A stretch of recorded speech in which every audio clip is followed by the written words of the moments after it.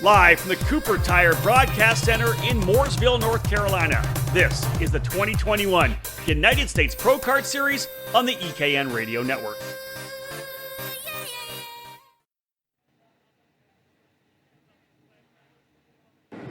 Getting set to go green here for the KA100 Junior main event. And we cannot wait to get this one underway as the field works its way out onto the racetrack now and over towards turn number 8. Jeremy Fletcher had a great pre-final all in all, but the cloud cover is giving everybody a little bit of stress as the sun starts to poke its head back out again. There was a couple raindrops right before the KA100 Senior last chance qualifier went onto the circuit. That seems to have subsided. The sun showing its way back out, and while there was a small chance of rain, the little bit of dark clouds are remaining around the outside of the facility, and there's still plenty of blue sky to be seen. Fletcher starts to the inside of row number 1. It's Austin Jers, and the Austin Jers Racing Tony Kart joining him to the outside of the front row. Chase Hand, your top qualifier, rolls off P3 to the inside of row number 2. Then it's Sebastian Weldon, followed behind by Braden Robertson to the inside of row 3 with Jake Walker. Then it's Beckham Jasir and Raiden Nickel. And rounding your top 10, it'll be Elio Meza and Graham Tremmel. And we are not going to get the green on the first time by, so we will be sending them around one more time before we get the green flag. It'll give us more time to go through the rest of your starting lineup. First and foremost here, again, moving outside your top 10, the number 800 Crosslink competition entry of Justin Music makes up the inside of row number 6 alongside the number 888 Ryan Perry Motorsport Tony Kart of Danny Dzelski. Then it's George Fagali and the number 853 Cosmic to the inside of Oliver Cunningham and the number 861. Hayden Wise and Cooper Shipman make up row 8, starting 15th and 16th. Then it's Miles Murray and the Nitro Tony Kart to the inside of his teammate Oliver Piatek. Moving to the edge of your top 20, it's Mason Walters in the 816 and Trinity Karting Group's Mateo Naranjo. Spencer Conrad and Stephen Miller will make up row number 11 with Alex DeLemo and Emma Kate Scarborough rolling off 23rd and 24th. Abby Adams rounds the top 25 with Cameron Steller to her outside. Nolan Tidwell, Max Schweid, Austin Olds, Quentin Macpherson, Joey Friend, Michael Levitt, Ethan Golar, Grayson Schobert, Aiden Rudolph, Anthony Rivera, Davis Cunningham, and more. And we are ready. We are green here at GoPro Motorplex for the first main event of the afternoon. 2 and 3 wide as they go up the hill. Jeremy Fletcher, your leader, side by side. And we've got 2 drivers tagged, 3, 4, 5 collected over in turn 2 and 3. I believe Mateo Naranjo might be one of those drivers that got turned in turn number 2, and they make their way out of 4 now with the rest of the field still clean and green. Everyone's back going with the field a little more spread out at the back half. Up front, it is Fletcher. Austin Jers is second. Great start for Braden Robinson. We got a couple together in turn 6. Stephen Miller's involved. Austin Olds as well as losing a lot of time. He's trying to get back going.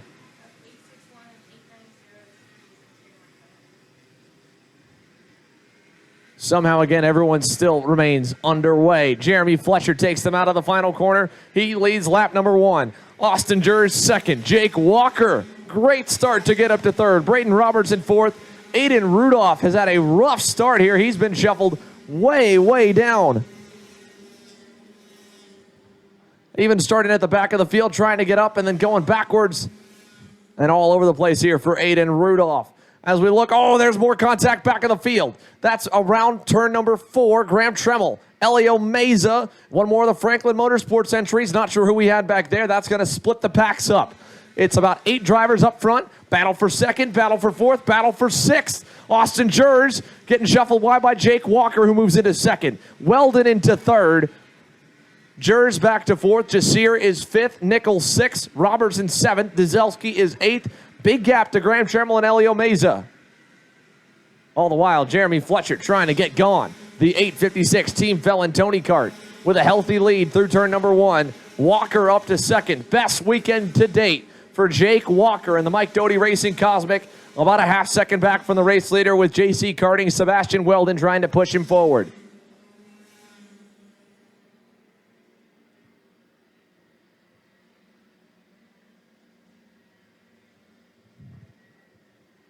As the field heads through the infield once again here, Walker with a fellow Cosmic of Weldon trying to close back to Fletcher. Looked like they're starting to make up some ground Braden Nickel going to get passed for 7th. That was by Dzelski as Braden Robertson got passed by Beckham Jasir, who is having one of his better weekends on the national scene since moving up to the junior ranks. Great stuff from Beckham in the Paralyn USA, Paralyn North America branded entry as Dzelski goes by Braden Robertson. Here comes Braden Nickel looking back inside, tucks in line. Jake Walker and Sebastian Weldon now have Austin Jers latching on, trying to dig forward towards Jeremy Fletcher. They're gaining for sure. 2 kart lengths back from Walker, or from Fletcher to Walker. Giving you the updates on through the field. Aiden Rudolph up 18 spots, so he was up, down, and all around and somehow made up 18 positions to P17. One of the drivers who had a DNF in the pre-final. Davis Cunningham had that massive, scary crash in turn number 6. He's trying to make up some ground as well, having started at the tail end of the field. I believe he was able to start this race. I'm not for sure, but I will try and find the senior rookie and see if he made it out there. He'd be under one of the crosslink competition X Prix. As the field comes across the line, it's a 4-driver party up front. Walker's there, Weldon's there, Jers is there. Big gap to Danny Dzelski and Beckham Jasir as Dzelski's worked his way by.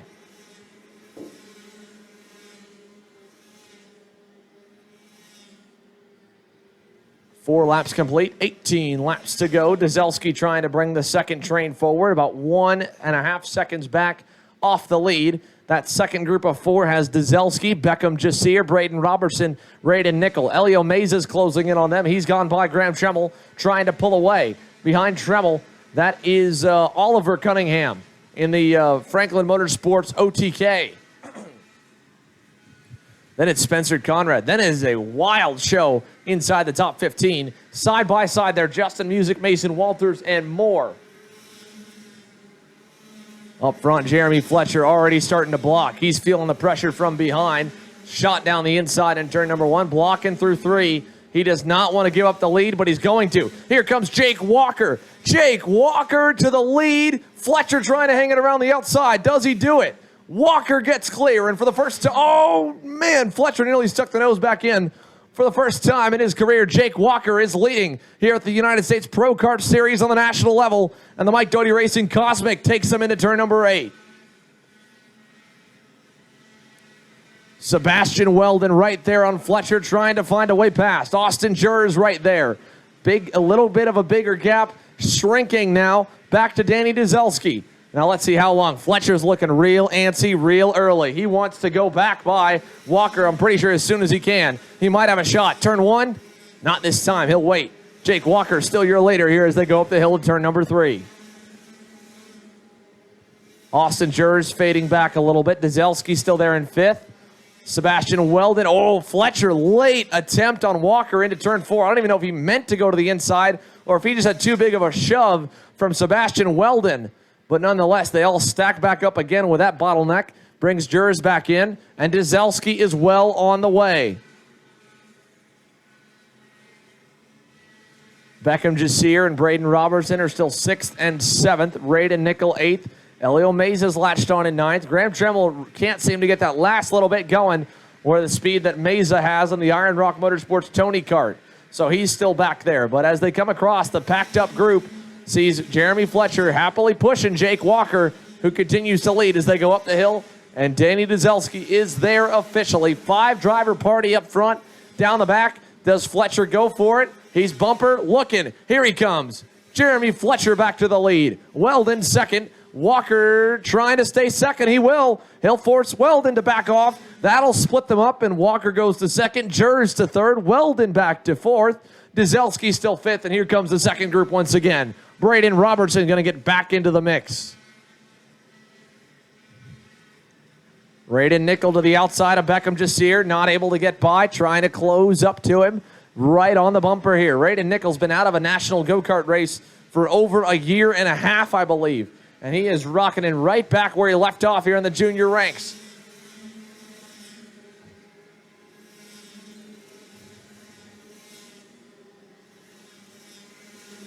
You may see things start to calm down here for a moment. 14 laps to go. Already 8 laps completed. Fletcher still the leader, but it's a 9-car group behind him. And for the moment, they aren't passing too much. You just got to give it a little bit of time. And Again, everybody's a little bit antsy to try and get to the front of this pack because when the pack gets this big, it can get split up by any number of causes, from a chain getting blown like we saw with Nick Terlecki and the KA Seniors to anything else in between going on in the middle of the pack. So when it gets this big, you're back 8th or 9th. You're at the mercy of 6th, 5th, 4th, and 3rd to all make very smart decisions. Otherwise, that pack gets split, and there's nothing you can do about it. And so now, Beckham Jasir going by Braden Robertson. Robertson going back by. That'll be the split right there. And no matter what Rayden Nickel and Elio Meza do, that gap is now back up to over a second to Dzelski, and we're back down to 5 drivers in the lead group once again. And it's going to continue to be like that as long as they shuffle for that 6th, 7th, and 8th position.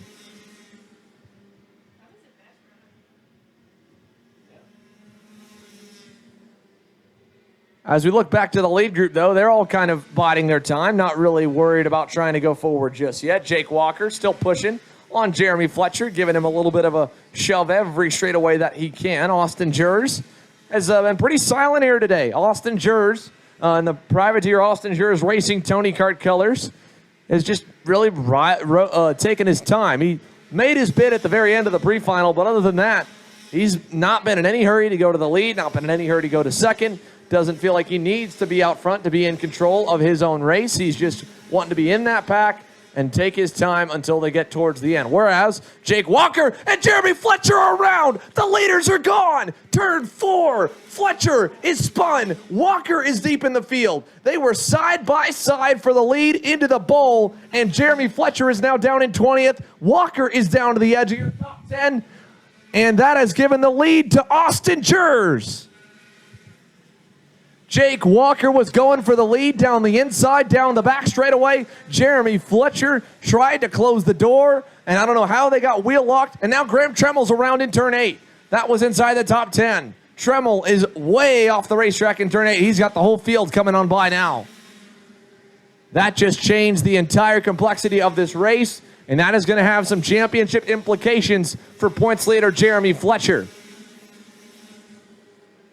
Fletcher spun like a top. Credit to both drivers to keeping the engines running and getting back going, but that was a battle for the lead. They are now well deep in the pack. In fact, Walker got into it again that time. I believe he may have been involved in the incident that sent Graham Tremmel backwards, because Jake Walker's now, he's not even coming across. He pulled in. Jake Walker's done.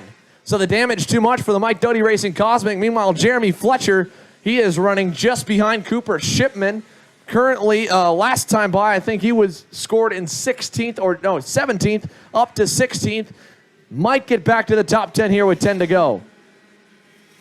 So again, major championship implications for Jeremy Fletcher. Not the main event he wanted to start his season finale weekend with.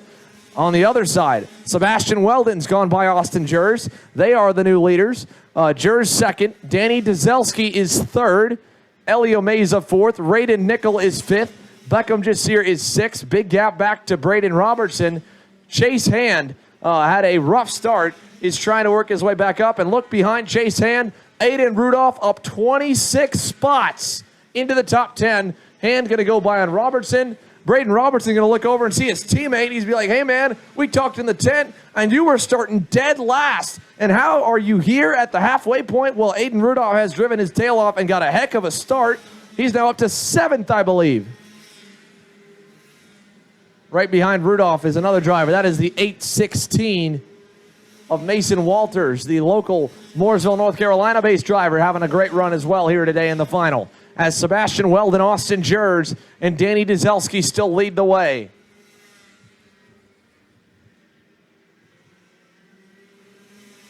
Big gap to Rayden Nickel and Cooper Elio Meza there in 4th and 5th. They are roughly 2.5 seconds back as of last time by, not really making up any ground. If anything, they're losing a little bit of touch with the leaders. They gave up half a second last time. I think they're going to lose a little more this time by. I don't know if you'll see any other drivers join the top 3 without a massive mess like what we just saw down the backstretch with Jeremy Fletcher and Jake Walker.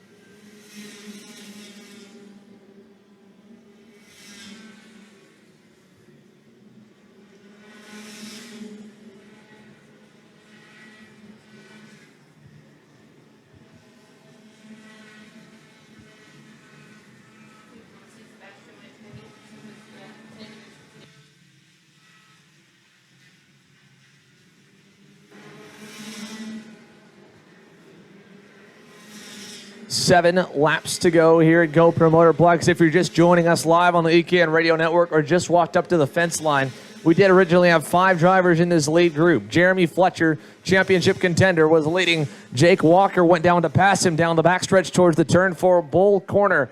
And I don't know exactly. We're on the far end of the racetrack here with the tower, so I'm going to be as subjective as I can. But I would look like Walker was definitely more than halfway up along the inside. The two somehow came together, sent Fletcher spinning, sent Walker spinning. Walker pulled in. Fletcher is currently trying to drive back up. He is looking to get back towards the top 10. Another driver right in front of him, Justin Music. He's going to pick him off. So move Fletcher back up. That will put him into 12th. The driver ahead of him, the driver who had one of the nastiest hits I've seen in a long time, Davis Cunningham, in his first junior race, qualifies 3rd and then gets spun out, or first hit wide in turn number 4, and then in turn number 5 gets spun out in front of the field and pile drive into the right rear tire. Demolished the right-hand side of the go-kart, was able to at least limp it off the racetrack, repair it, and now he has picked up more than 25 positions to get up into 11. Now he's going to lose that spot as Fletcher goes by into turn 4. That does not take away the incredible drive that Davis Cunningham has put together. His teammate, Aiden Rudolph, is also a couple spots up the road, has made up an equal number of positions, 27 to be exact for Aiden Rudolph, as he trails Beckham Jasir and Chase Hand, currently outside of the top 5 in 8th. We're going to come to see 5 laps to go, though. We are closing in on the final stages, and you're seeing the top 3 just start to shuffle. Austin Jers, your new leader through turn number 2. Danny Dzelski second. They both shuffled Sebastian Weldon back. You know, this is a bittersweet day here for Sebastian, but he would love nothing more than to try and get a race win as they go through turn number 3.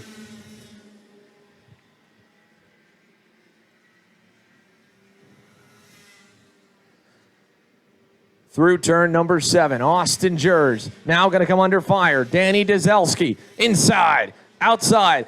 And here he goes through to the lead with Weldon trying to follow. He can't do it. Jers hangs on to P2. And for the first time today, Danny Dzelski leads in KA Junior. You want to talk about a quiet move forward. That has been Dzelski. He slowly hunted the leaders and was just riding at the end of the train up until now. 4 to go, right when it counts. The RPM Tony Kart driver now leads the way. Jers second, Weldon third. The Micro Swift class getting set to go green here shortly. Again, your Micro Swift division presented by Team Ferris Racing. Going to see Keelan Harvick start on the inside of the front row alongside Lucas Palacio.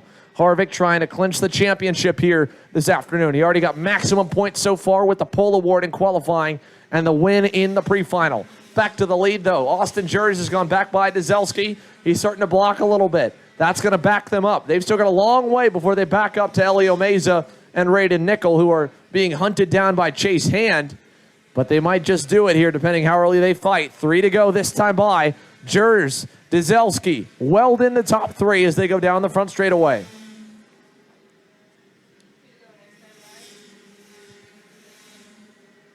Headed up the hill to turn number 3. Now down the back straightaway. Austin Jers, your leader. Danny Dzelski is second. Sebastian Weldon third. Here comes Dzelski inside. Slide job move by Danny Dzelski. Great pass. He's through back to the lead in the bowl. And as they go through turn 6, Dzelski, little shot there from Jers. Weldon still just kind of riding behind them with a 3-second cushion back to Elio Meza and Raiden Nickel in 4th and 5th. Jers tried something there out of turn number 8. It did not work. Dzelski still the leader.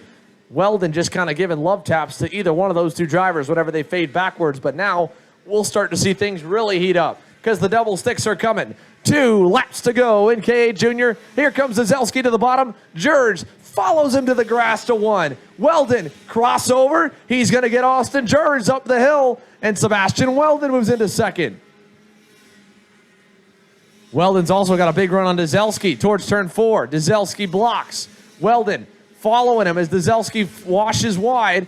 He's got to cover it off the inside into 5. Dzelski blocking everywhere he can. Weldon trying to find a way past. A lap and a half to go. 3-driver breakaway up front. Going to become 6 real soon. Weldon to the outside. Dzelski blocks the bottom. Here comes Jers. Takes back second as Weldon opened the door. Austin Jers now back in the driver's seat again, trying to find a way by Danny Dzelski, who is playing his cards absolutely perfectly here. Dzelski in one of his final junior bouts. blocks the inside into 11. Jers has to follow, shoves him wide. Weldon gives him a shot. He's going to give him a big run down the front stretch. He has to go to the bottom. Weldon goes way high, crossover again. He's going to do it again. Here comes Weldon up the hill, inside, turn 3. He's back to second. Danny Dzelski playing this one perfectly. He's got him blocked off. Weldon has to follow him to the grass into 4. He's just got to continue to low line. Lap traffic's up the road. It will not matter. We have half a lap remaining. Dzelski, Weldon, Jers through turn 6 and 7 into the hairpin final time. Weldon has to block the inside, and he knows it. Jers going to cross over all of them. It won't be enough. He's going to be side by side with Weldon. He'll let him in. He's going to try and give Weldon a shot. Weldon's got to dig hard. Oh, no, he's going to move him up the racetrack. They're going to battle for second. Danny Dzelski, in his debut with Ryan Berry Motorsport, is going to win in KA Junior. Sebastian Weldon second. Austin Jers is third. Chase Hand fourth, and Elio Meza rounds the top 5.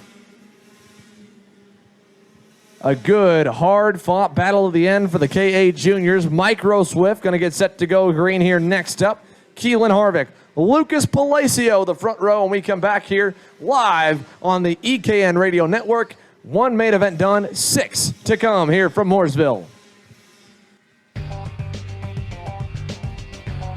You're listening to turn-by-turn coverage of the 2021 United States Pro Kart Series, live from the Cooper Tire Broadcast Center at GoPro Motorplex in Mooresville, North Carolina.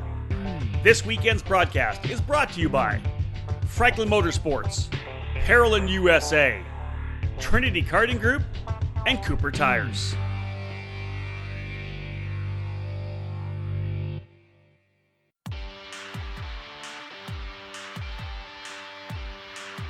CKR is all about quality, and CKR USA is where you can get your hands on these winning chassis in the United States. It's the CKR Barracuda 32mm shifter car chassis, the 100cc focused Stingray. These are 2 popular models contributing to the success of this thriving brand. And CKR USA is where you'll find karts, parts, and everything you need to go racing. Delivering the latest innovation in kart racing technology, CKR carries its own distinctive frame design. Made from hand-selected material, CKR kart chassis combine the highest grade tubing and hardware, ensuring first-rate standards of production. CKR USA has a large footprint in the U.S. karting market and continues to grow rapidly throughout the country. Fully homologated chassis have been proven by top-notch performances from coast to coast in North America. CKR has stood on top of the podium in Superkarts USA and F-Series competition, as well as kart clubs around the country. The podiums and championships will continue to pile up in 2021. CKR USA is now in its 6th year of business, and we're adding new authorized dealers and support centers for the chassis line. Visit ckr-usa.com or call 208-384-KART and go CKR Blue.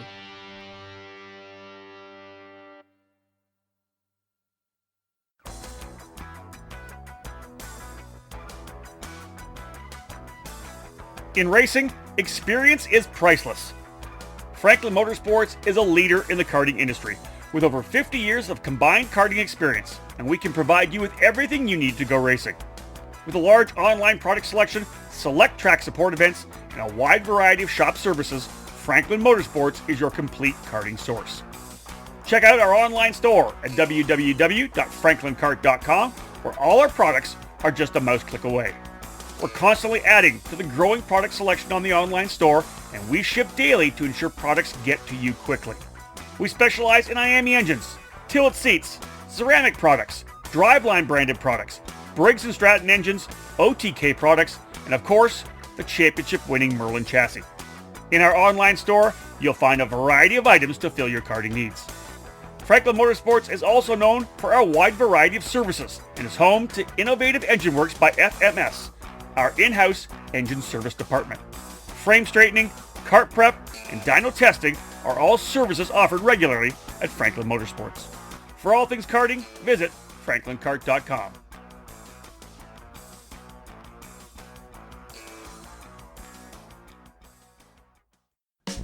Now back to the 2021 United States Pro Kart Series finale, live from the Cooper Tire Broadcast Center at the GoPro Motorplex in Mooresville, North Carolina, on the EKN Radio Network.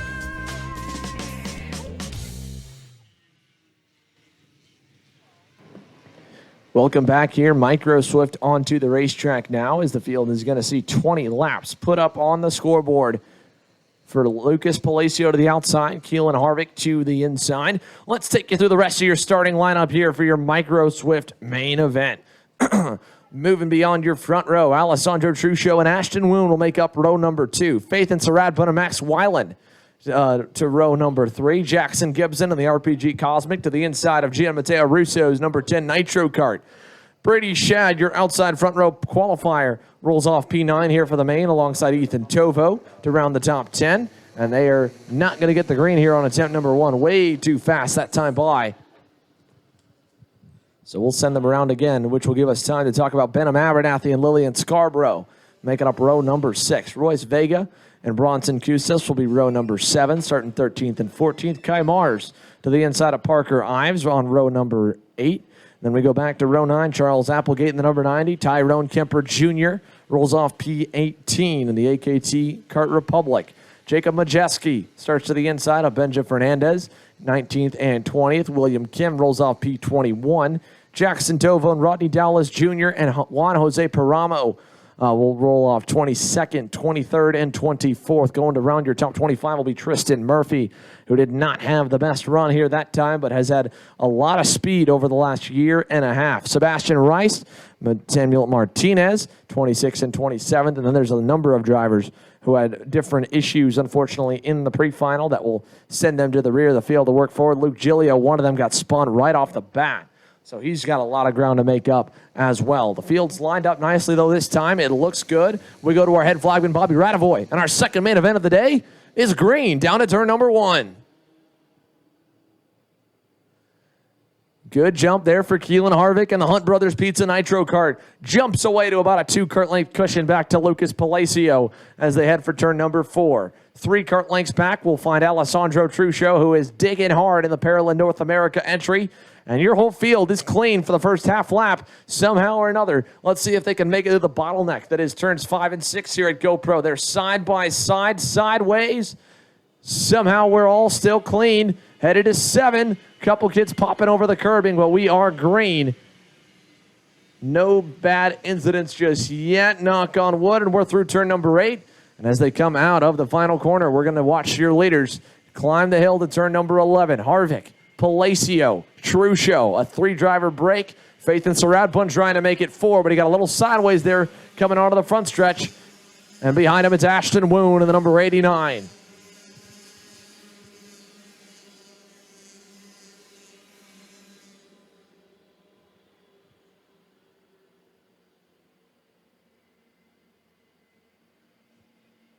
As the field rounds turn number 4, you can see the packs beginning to form. A 3-driver pack up front. Saradpun has Woon closing up to him. Jackson Gibson is close.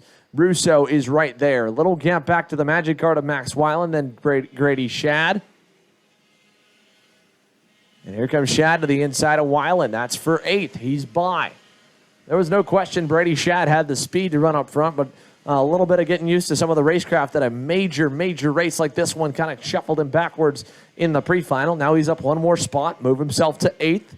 As your leader will still be the number 62 for lap number 2. Starting lap 3 now with a 3-driver pack to turn 1.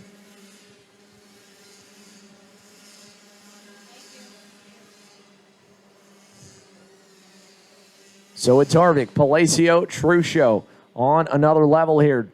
Palacio that time really able to push Harvick further and further away from Truccio down the backstretch, pulled it to 3 or 4 car lengths as they go through turns 5 and 6. No change behind them from Faith and Saradpun's pack. They're trying to close in as well. But from what we saw in the pre-final, it definitely looked like Palacio and Harvick had the field all but well covered. Harvick put in some bangers early on, really started to pull away. Palacio started to really throw down some fast times in the final 5 to 7 laps. He ate into the gap that Harvick had built up, was consistently a 1/10 to 2/10 quicker.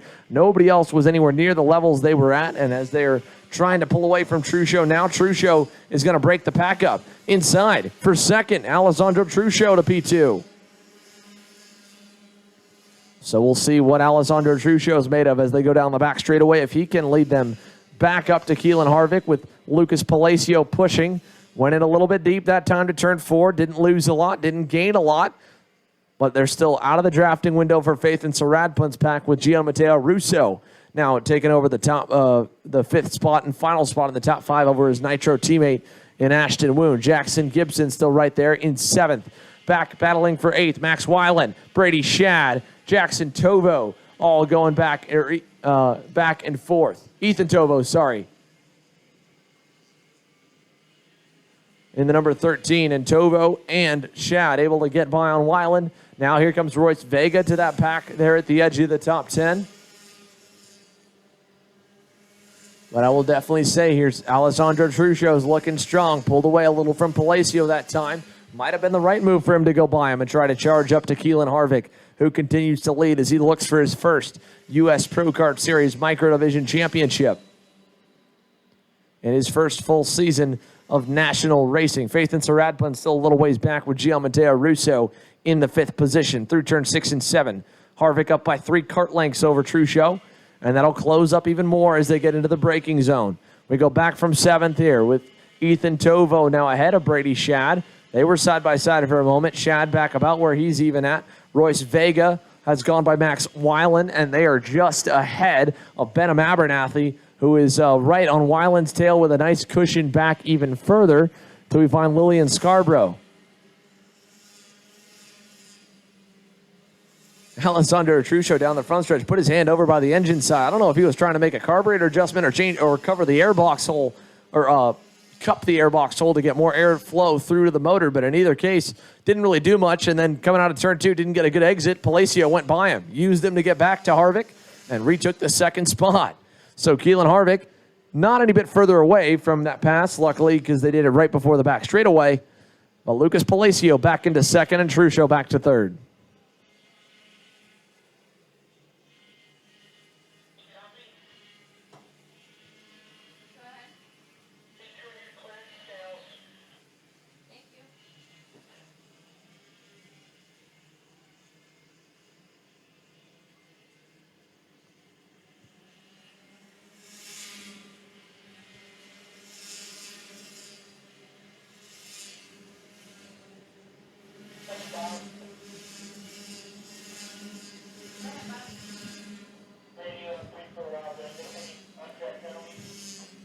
Palacio still pushing Harvick. Keelan Harvick has led every lap so far here in the Micro Swift main event, but it's not been a dominating performance by any means. They just have elected to follow him so far. No one's really tried to make an attempt to pass, but they've been on his bumper, pushing him most of the way. And I say they being mainly Lucas Palacio and Alessandro Truchot as we see a fight for 4th.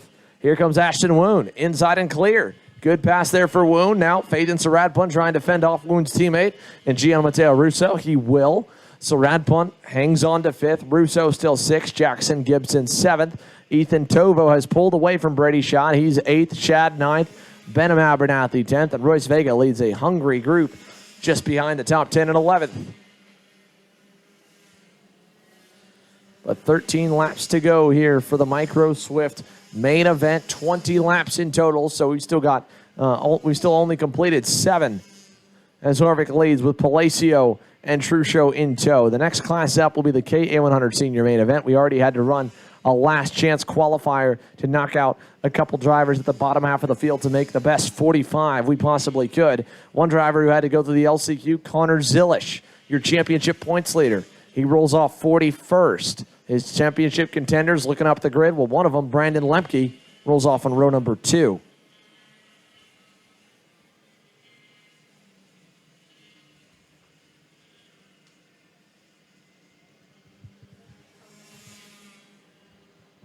Eight laps in, 12 laps to go here for Keelan Harvick, Lucas Palacio, and Alessandro Truchot. The gap back to Ashton Woon, a little bit over 3 seconds.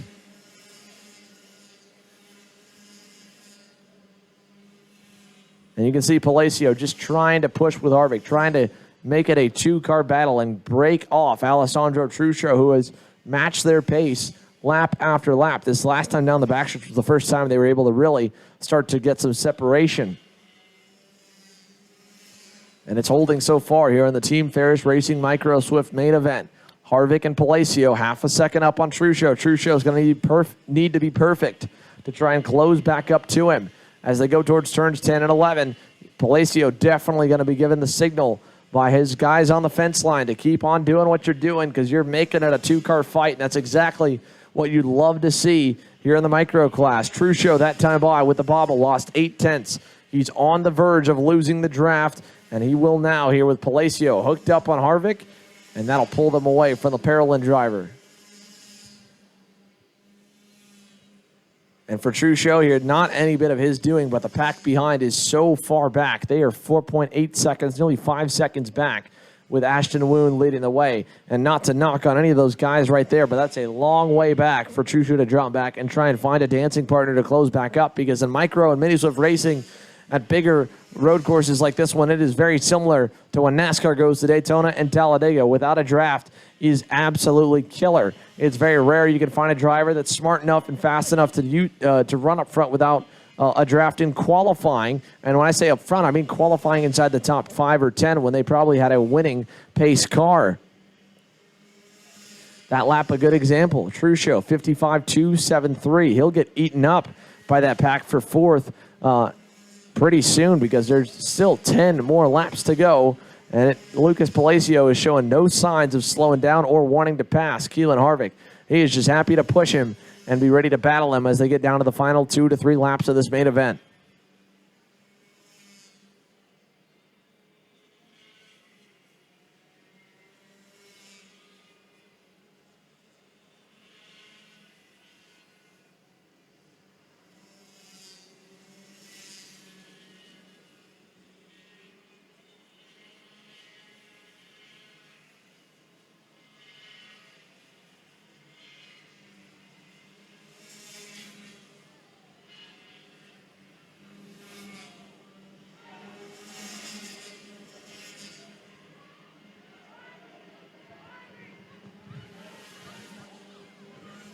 Problems here for one driver here on the outside of the front straightaway. That is the number 88 machine trying to identify who we have here. Riley Daubelair had a issue coming down the front stretch. They're trying to get that cart removed from the side of the racetrack, and they will. They'll get the driver off to safety, and that'll clear out the yellow situation we've got down here at the start-finish line straight. Back to your leaders. Lucas Palacio, Keelan Harvick, they've dropped Alessandro Trueshow off the pack. Trueshow is going to get caught up here by Faith and Saradpun and Ashton Woon's group pretty soon.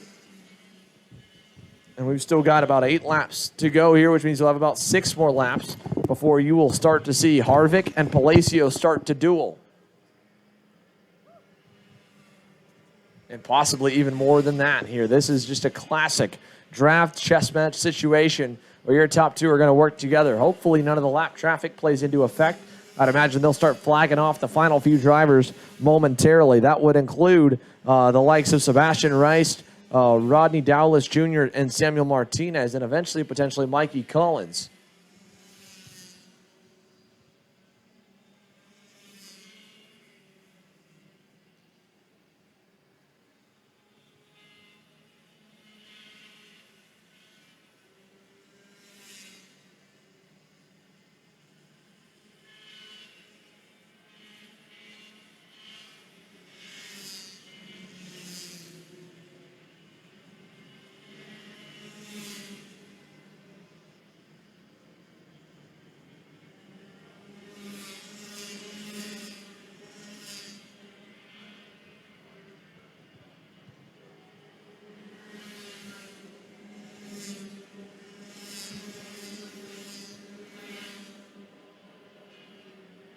So here comes the black flags for the drivers at the front of the leaders here. The leader's going to catch them at an awkward point. This is where you get a little bit nervous if you're watching and you're a Keelan Harvick, a Lucas Palacio fan. Oh, my goodness. That was tight there as they worked their way around the U-Race comp cart right at the end of the train. That was Sebastian Rice in the 22. Now they're going to close in on the next couple. Hopefully they all saw the black flag going towards turn number 8.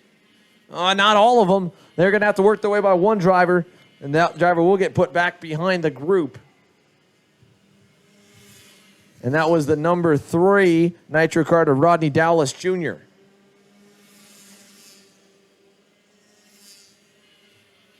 Meanwhile, they are battling all kinds of ways here for that final podium spot. Sandro Truccio has been run down by the group, and now he is feeling the heat from Gian Matteo Russo. Big run down the back, inside. They'll freight train him into turn 4. Russo is by. So is Ashton Wood. Truccio slots in just out of Faith and Saradpun. No, that's Ethan Tovo. Ethan Tovo took that whole train by. He has carved his way up into 3rd. What a drive from behind for Ethan Tovo.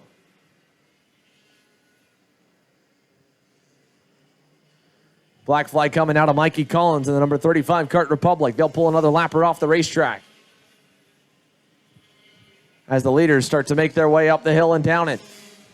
We'll get the number 3 clear. That's Rodney Dowlis Jr. off the circuit. No problem.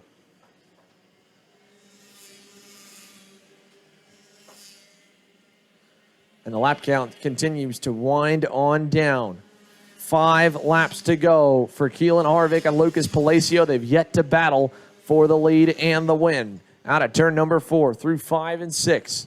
No change in position through 6. And again, you won't see probably anything like that till they get told to do so or they get the 2 to go signal. But it'll be 5 laps remaining this time. Let's see if the number 35, Mikey Collins, that's the next lapper, will pull off to the racetrack before the leaders get there. He did get the black flag this time by. Hopefully he will be coming into the pit lane.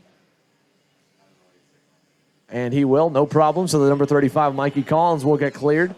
They've got a big gap up to the next driver in line. I don't think they'll have to black flag anymore before the end of this show. Possibly, but those drivers are all the way up about maybe 10 or 15 seconds down the road. But with 4 laps to go here,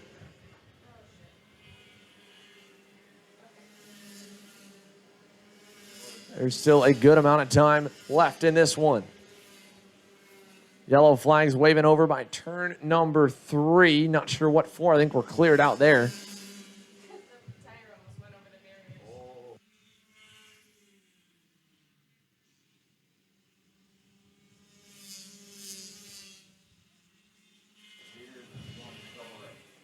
Out of turn number 9, Keelan Harvick, Lucas Palacio. We'll see 3 laps to go this time by. No signal yet. They'll get that 2 to go signal next time. Then the battle will really begin. The battle's already begun, though, back for 3rd, and Ethan Tovo has won it for the moment. He's pulled away. They're fighting for 4th. It is Gian Matteo Russo now at the head of that 4-car group, chasing Tovo. Faith and Saradpun following. Truccio and Ashton Woon right there, 6th and 7th. And 2.5 laps to go. Keelan Harvick has led every single lap of competition in the micro swift class today. He has not dominated here in the final. He's just been pushed forward lap after lap after lap by Lucas Palacio. 2 drivers who go head-to-head with each other on a weekly basis here at GoPro Motorplex. Of course, Keelan Harvick in the Hunt Brothers Pizza Nitro Kart, Palacio in the Comp Kart. They've been comfortable in those machines for the entirety of the last year and a half. They have run up front all season long here at the U.S. Pro Kart Series. And now in the final 2 laps here on Saturday, they're going to get to duel once again, but this time on home turf for the first time on the national season. Palacio, a kart length back. I shouldn't say for the first time, the second time. These 2 drivers were 2 of the main 3 battling for the lead and the win in the micro swift class at the IAMA USA Grand National Championship presented by Hunt Brothers Pizza. Harvick was able to come out on top there. Now he's under pressure from Palacio. The other driver absent from this weekend is Augustus Toniolo. So you're seeing 2 of the best that we have seen all year long here in this division get set to go at it one more time. Lap and a half to go here, Harvick. Not going to fight it, not going to even think about defending. He's fine. Again, the lappers up the road should be no issue. They're a little bit close, but I think we should be fine for one more lap around. Harvick taking a look back. Palacio not yet going by. When does he want to try and charge on the 62 machine? Here comes Palacio at the white flag, half a kart, maybe a full kart back to turn number 1. No change in position through 1. Up the hill to turn number 3. Down the back straightaway. Keelan Harvick. Lucas Palacio. Harvick now going to start to slowly move over and cover the bottom side. Palacio goes wide. Cuts back deep underneath him. Will not get there out of 4. It's a long sweeping corner. You can block into there pretty easily, and Harvick's done so as they go through 5 and 6. Still Keelan Harvick leading the way. A kart length back to Palacio into 8. Harvick going to leave the door open. Palacio not going to dive it in. He'll stay behind. He might have a shot at him. Up the hill to turn number 11. That would be the final chance. Harvick through 9. Continues to lead. Palacio will not get the best exit. That'll give a kart length and a half cushion. And Keelan Harvick puts an exclamation point on clinching this championship season. He wins the Saturday main event. What a job and what a drive there for Keelan Harvick and the Hunt Brothers Pizza KHI crew. And it concluded national championship season here with another race win for the number 62 machine. Palacio second, and the 7-year-old continues to impress, one of the youngest drivers in the Micro Swift class, Lucas Palacio. Third across the line was a battle all the way down to it. Fourth was Faden Saradpun as Ethan Tovo had gotten away, and Tovo snags another podium, which was a solid drive for him. Next up, KA100 Senior with Paulie Massimino and Tyler Wettengel on the front row. The championship story, of course, going to be a little bit wild as we look forward towards the rest of the day.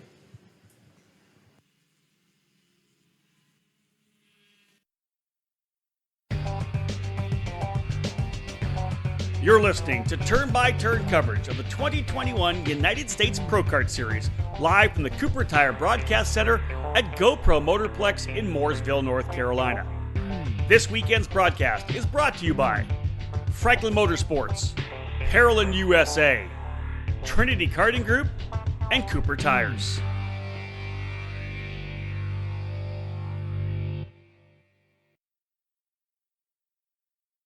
Wins at the sport's biggest races and championships across all levels of karting make up the resume for Nitro Kart. The Nitro Kart has made its statement as the best, fastest, and most reliable cadet chassis on the North American karting market. The 2021 Cadet is the evolution of that success, featuring the latest development and components to put you at the front. If you want to win in Cadet, get a Nitro Kart and join the team. The Nitro Kart Cadet claimed 5 victories at the SCUSA Pro Tour, including the Mini Swift Championship in 2020. At the United States Pro Kart Series, Nitro Kart Cadet earned 5 wins and 14 podiums in mini and micro competition. For a second straight year, Nitro Kart won the U.S. Rotax Grand Nationals in the Minimax division, bringing the title total to 4 in 4 years. If you've seen it on track, it certainly caught your eye. Dominating the 4-cycle world is the Nitro Kart Lefty chassis. The chassis is designed for the Briggs & Stratton 206 engine with a left side mount for better weight distribution. The Lefty is available in cadet and full-size frames. The Nitro Kart Lefty won the CKNA Grand Nationals 4 in both sportsman and junior categories, with fast time in qualifying for the senior division. Drivers with the Lefty were ranked number 1 in the Briggs & Stratton Weekly Racing Series for junior and cadet divisions. Team Nitro Kart will be at all major events in 2021 with programs tailored to every driver's needs. Focused on driver development, the cadet program under Team Nitro Kart has helped develop some of today's stars, including Brent Cruz, Parker DeLong, Ben Mayer, and Spencer Conrad. Visit Nitro Kart online and find them on Facebook and Instagram.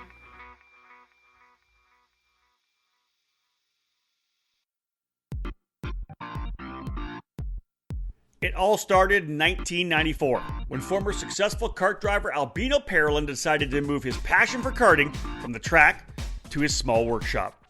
That's when Parolin was born.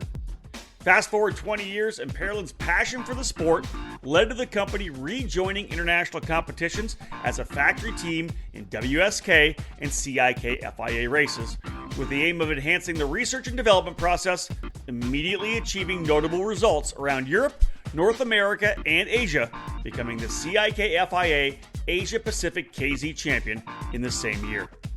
Parolin USA is North America's source for Parolin products, and we run a factory team at all of the major Superkarts USA and Rock Cup USA events. The Parolin chassis lineup for 2021 includes the Invader Shifter, the Le Mans Tag single-speed chassis for junior and senior classes, and the 28mm mini kart for the cadet classes. Parolin has been winning races all over the world, and it's on top of the podium in the USA as well, with drivers like Kai Sorensen, Mateus Orjuela, and Alessandro De Tullio. Get on the chassis that's winning. Drive a Parolin. For more information, head to ParolinUSA.com.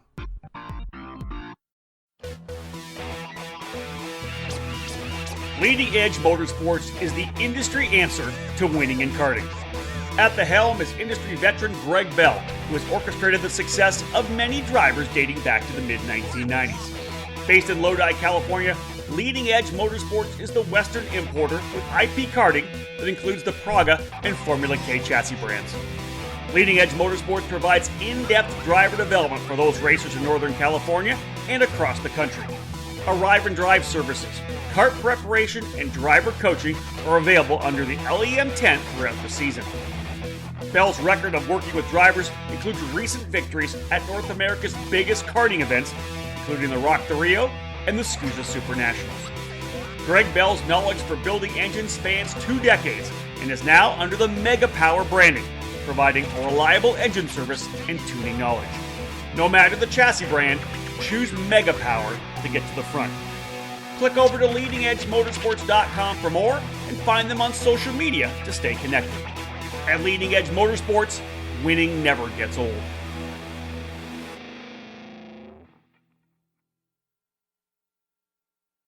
In karting, it's important to be supported by the right people.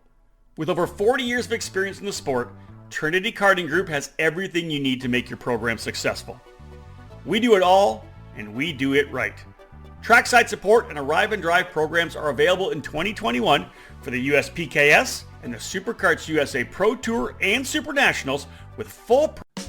Now back to the 2021 United States Pro Kart Series finale, live from the Cooper Tire Broadcast Center at the GoPro Motorplex in Mooresville, North Carolina, on the EKN Radio Network.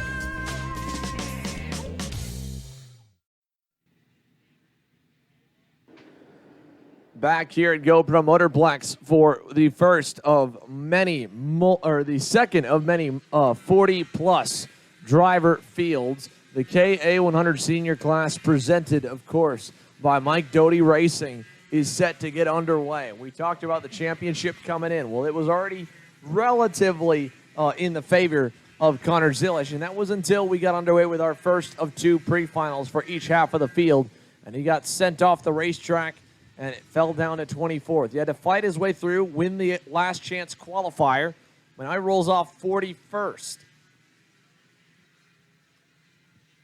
And he'll have a long way to go to try and catch up to his championship rival in Brandon Lemke. As the field comes out of the final turn here, we get set to go green, looking for it. It is a slow start for Paulie Massimino and Tyler Wettengel on the front row. Aiden Levy, Brandon Lemke, row 2. Connor Ferris to the inside of Will Robusto for row 3. Thomas Annunziata, Emery Lida, Adam Rylance, Tristan Farber, Mike McAndrews, Trevor Watson. We're green, down to turn number 1, and look at the jump start for a number of drivers deep in the field. Big time jump for a few there at the back. We'll see if anyone gets called on it there from about 40 to 45th. Quite a few were trying to go on the inside, on the outside. I don't know if Zilish was one of them. I couldn't really tell, but if he is, he's made up a number of spots already. Oh, we got trouble already. 2 drivers off. Farber's around. Oh, my goodness. Massive crash in turn number 5. 1 driver is up and over here at the kink. They spun in front of the field. Thomas Annunziata got spun, and that was a hard impact for one of the Mike Doty Racing Cosmic drivers. Red flags will be coming here. Absolutely. That was a massive, ugly crash over at turn number 5. No, red flag. I think we're good. The drivers are okay. I thought we'd be going red. We are green. Oh, there we go. Red flag. Sorry. Indeed. Red flag coming that time.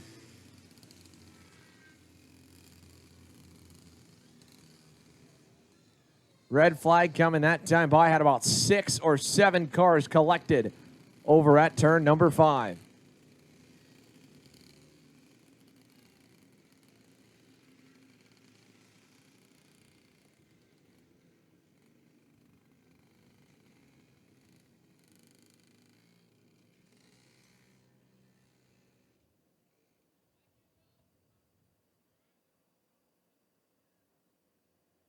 So we'll send our crew out there to check out everything, all of the officials. You can see there are a number of dislodged carts over by turn number 5.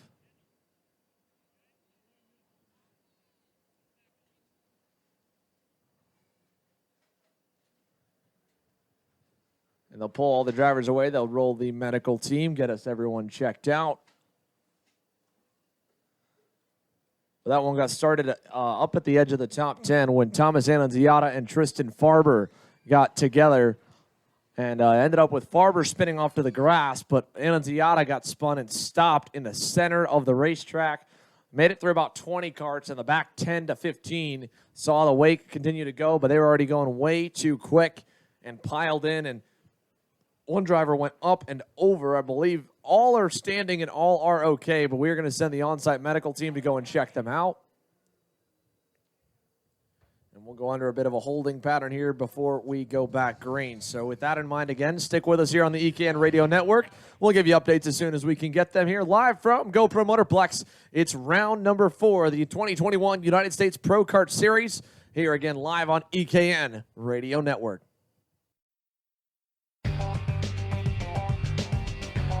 You're listening to turn-by-turn coverage of the 2021 United States Pro Kart Series, live from the Cooper Tire Broadcast Center at GoPro Motorplex in Mooresville, North Carolina. This weekend's broadcast is brought to you by Franklin Motorsports, Parolin USA, Trinity Karting Group, and Cooper Tires.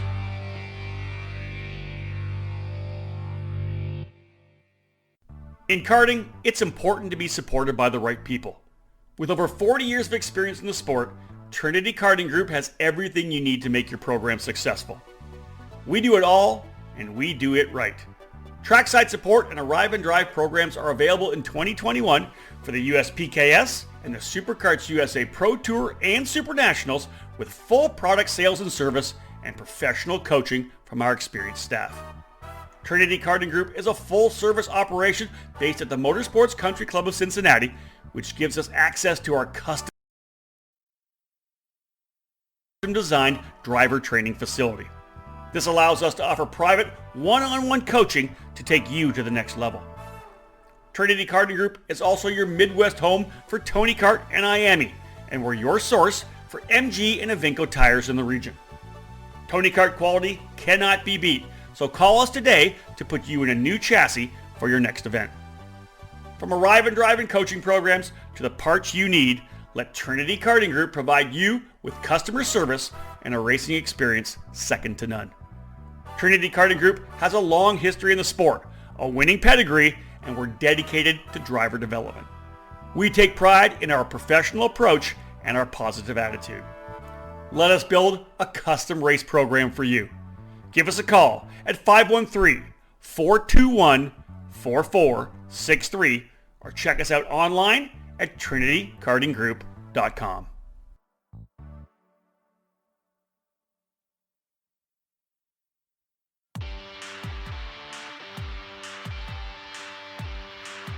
CKR is all about quality, and CKR USA is where you can get your hands on these winning chassis in the United States. It's the CKR Barracuda 32mm shifter car chassis, the 100cc focused Stingray. These are two popular models contributing to the success of this thriving brand.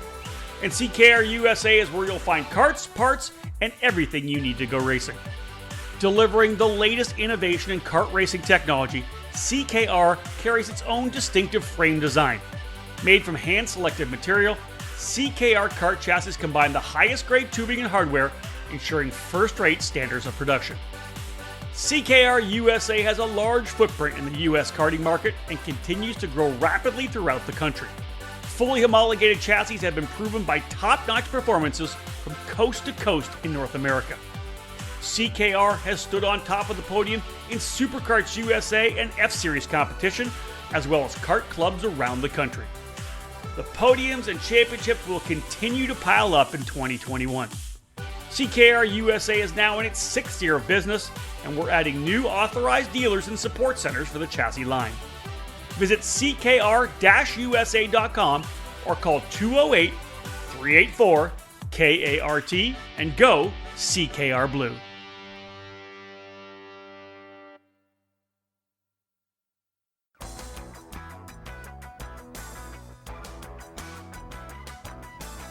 In racing, experience is priceless.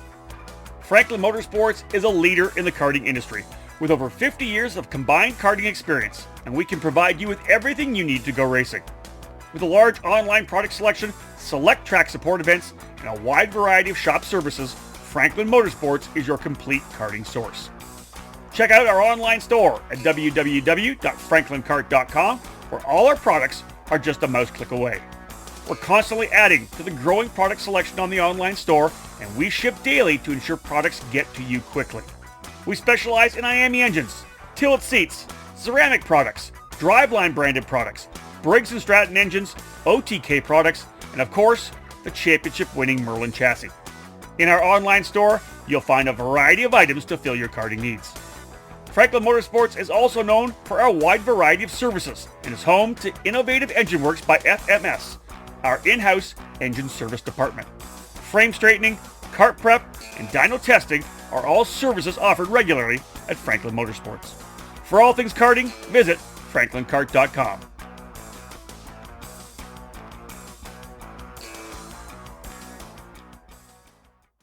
Wins at the sport's biggest races and championships across all levels of karting make up the resume for Nitro Kart. The Nitro Kart has made its statement as the best, fastest, and most reliable cadet chassis on the North American karting market. The 2021 Cadet is the evolution of that success, featuring the latest development and components to put you at the front. If you want to win in Cadet, get a Nitro Kart and join the team. The Nitro Kart Cadet claimed 5 victories at the SKUSA Pro Tour, including the Mini Swift Championship in 2020. At the United States Pro Kart Series, Nitro Kart Cadet earned 5 wins and 14 podiums in mini and micro competition. For a second straight year, Nitro Kart won the U.S. Rotax Grand Nationals in the Minimax division, bringing the title total to 4 in 4 years. If you've seen it on track, it certainly caught your eye. Dominating the 4-cycle world is the Nitro Kart Lefty chassis. The chassis is designed for the Briggs & Stratton 206 engine with a left side mount for better weight distribution. The Lefty is available in cadet and full-size frames. The Nitro Kart Lefty won the CKNA Grand Nationals 4 in both sportsman and junior categories, with fast time in qualifying for the senior division.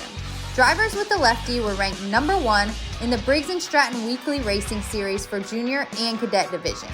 Team Nitro Kart will be at all major events in 2021 with programs tailored to every driver's needs. Focused on driver development, the cadet program under Team Nitro Kart has helped develop some of today's stars, including Brent Cruz, Parker DeLong, Ben Mayer, and Spencer Conrad.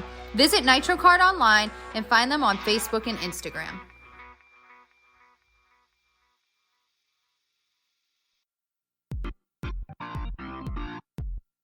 It all started in 1994, when former successful kart driver Albino Parolin decided to move his passion for karting from the track to his small workshop. That's when Parolin was born. Fast forward 20 years, and Parolin's passion for the sport led to the company rejoining international competitions as a factory team in WSK and CIK FIA races, with the aim of enhancing the research and development process, immediately achieving notable results around Europe, North America, and Asia, becoming the CIK FIA Asia Pacific KZ champion in the same year. Parolin USA is North America's source for Parolin products, and we run a factory team at all of the major Superkarts USA and Rock Cup USA events. The Parolin chassis lineup for 2021 includes the Invader Shifter, the Le Mans Tag single-speed chassis for junior and senior classes, and the 28mm mini kart for the cadet classes. Parolin has been winning races all over the world, and it's on top of the podium in the USA as well, with drivers like Kai Sorensen, Mateus Orjuela, and Alessandro De Tullio. Get on the chassis that's winning. Drive a Parolin. For more information, head to ParolinUSA.com. Now back to the 2021 United States Pro Kart Series finale, live from the Cooper Tire Broadcast Center at the GoPro Motorplex in Mooresville, North Carolina, on the EKN Radio Network.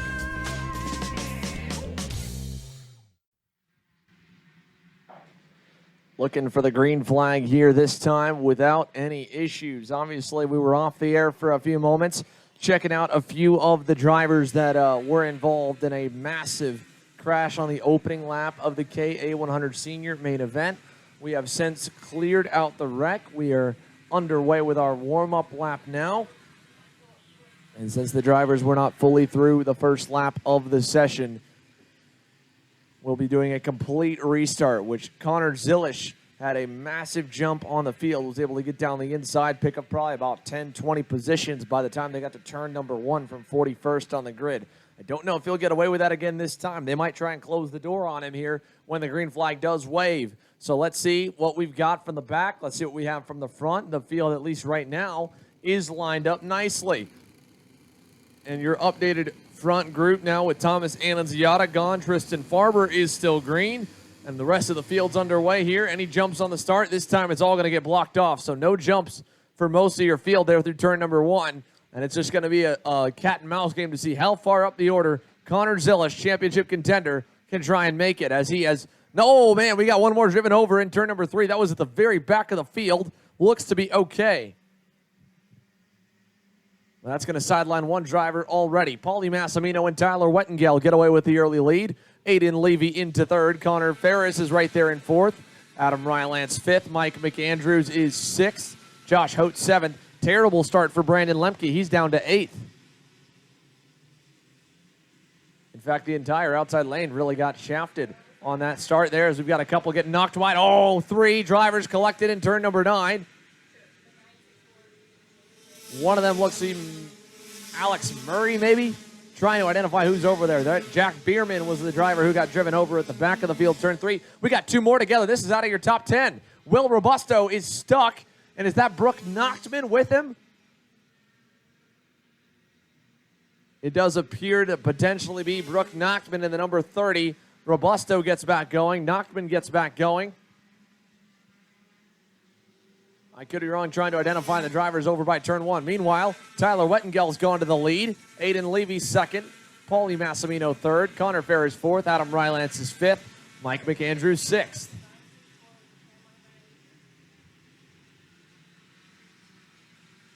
Emery Lida is 7th. Brandon Lemke 8th. Tristan Farber 9th. Riley Cann is 10th. Austin Osborne is 11th.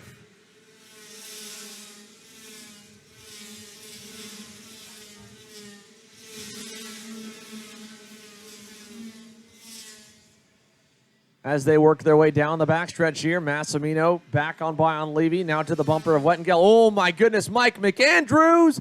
Oh, through the grass. Mike McAndrews had them locked up down the inside, and Adam Rylance tagged the right rear of Connor Ferris, and now is down about probably 8 spots just ahead of Josh Holtz. Crazy wreck there from McAndrews. He'll try to pick one back off here in turn number 8.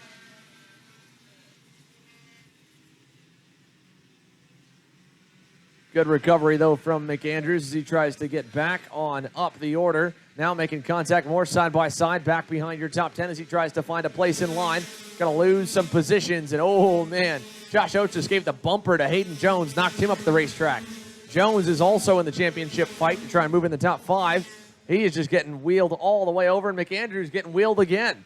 Turn number 2, he'll lose about 8 more spots. As up front, Massimino's taking over the lead.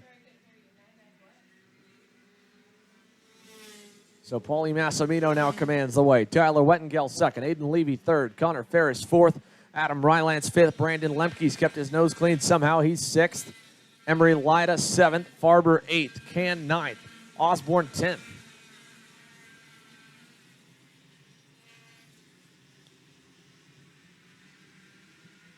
Lucas Smolik 11th.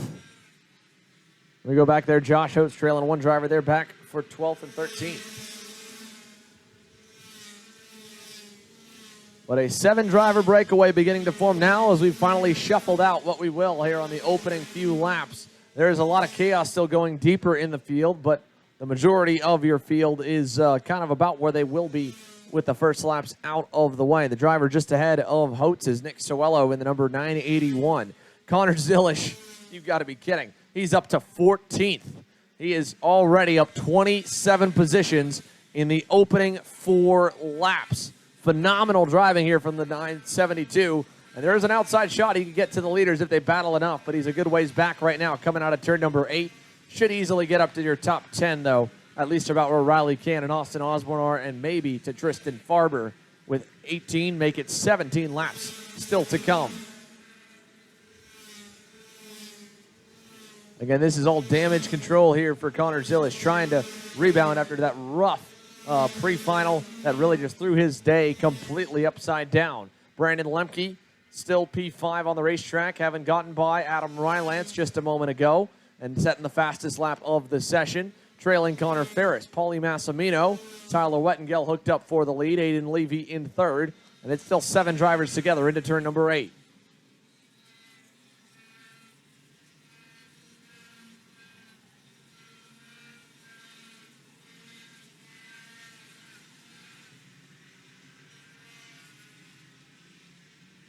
This time by will be 6 laps complete, 16 laps to go. Connor Zilisch has already made quick work of Nick Soello and Josh Hotes this lap.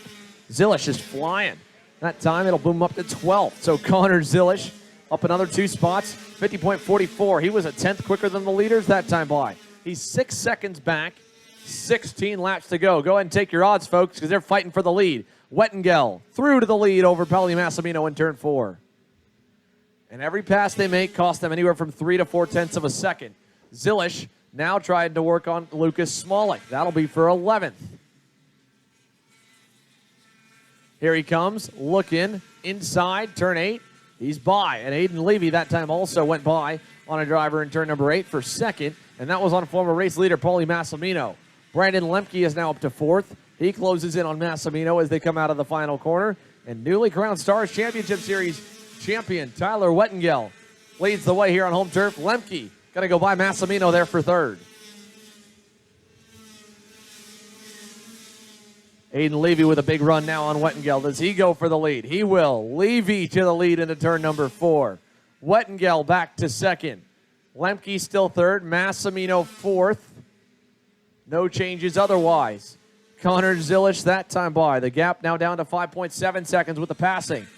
Lemke seeing Wettengel signal to work with him, gives him a little bit of breathing room, closes back up to him out of turn number 8 as Zilisch now is going to start to close in on Riley Cann and Austin Osborne. Over to turn number 11 here. Aiden Levy going to lead his first laps of the main event here at the U.S. Pro Kart Series at GoPro. Tyler Wettengel looking inside for the lead to take it back. Lemke going to follow. There he goes. He shuffles Levy wide. Here comes Massimino for 3rd. They'll fight it. He loses the battle. Here comes Ferris. Here comes Adam Rylance trying to go. Levy shuts the door. Rylance backs out of it. Here comes Emery Lyda to the inside of Rylance. They're going to go door to door through turns 5 and 6. That'll drop Rylance off the pack and give Lyda the opportunity to close on up. And now it's a 5-driver party up front as Connor Zilisch closes in to Riley Cann and Austin Osborne. The reason we keep talking about Zilisch, first of all, this drive is absolutely incredible on his own. 30 positions gained in 8 laps. 25 of those, I believe, were in the first 4. But he's closing in, about to get to the top 10, and he is one driver in, he is your championship leader and coming into this event. I don't know if he still is here at this very second, but every position he makes up is one position closer to a U.S. Pro Kart Series title here in KA Senior. And as Cann goes by Osborne, here comes Zilisch on Osborne, turn 3. Trying Osborne, going to fight him. Osborne not going to give it to Zilisch through turn number 3. Meanwhile, Tyler Wettengel and Brandon Lemke still lead Massimino, Ferris, and Levy as Emery Lyda and Adam Rylance try to run back to him. So Osborne not going to give way so easy. Zilisch going to try him again here, turn 8, looking inside. Osborne will give it to him this time. Tucks back in line. And again, Connor Zilisch can see that he's closing on the leaders. He's down to 4.5 seconds back. Was 6 seconds back 3 laps ago. This would be one of, pass for second. Massimino is by. Paulie Massimino by on Brandon Lemke. Now they go run back up to Tyler Wettengel. We'll see if Massimino wants to lead. Again, folks, we're coming to halfway this time. There's still a lot of racing left. Massimino absolutely sent it into the bowl. I don't know if he was trying to block or if he got hit. Lemke tried to go by. Now Lemke tucks back in. Ferris following behind him. And they all close back up to Tyler Wettengel. This will bring Emery Lyda and Adam Rylance back in the mix. As Zilisch has now gone by Riley Cann, starting to close up to Tristan Farber.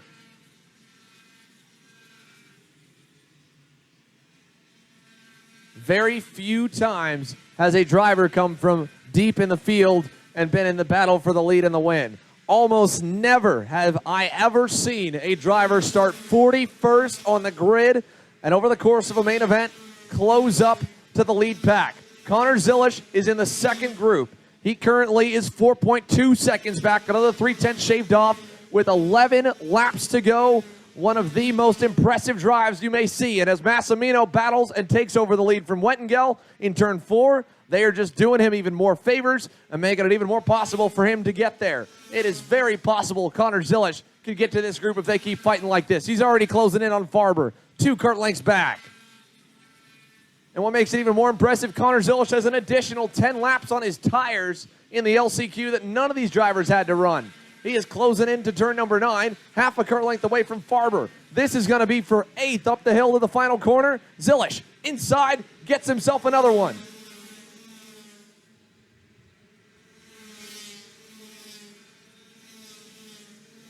Down to turn number 1 here. Connor Zilish up 33 positions. He is 3.8 seconds back from the leaders, continuously lapping 3 to 4 tenths better than them. And as they battle for second with Lemke now on Wettengel getting by. Ferris and Levy remain 4th and 5th.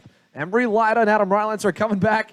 And besides your lead group, the next driver is now the number 972 Team Valentoni kart of Connor Zilish.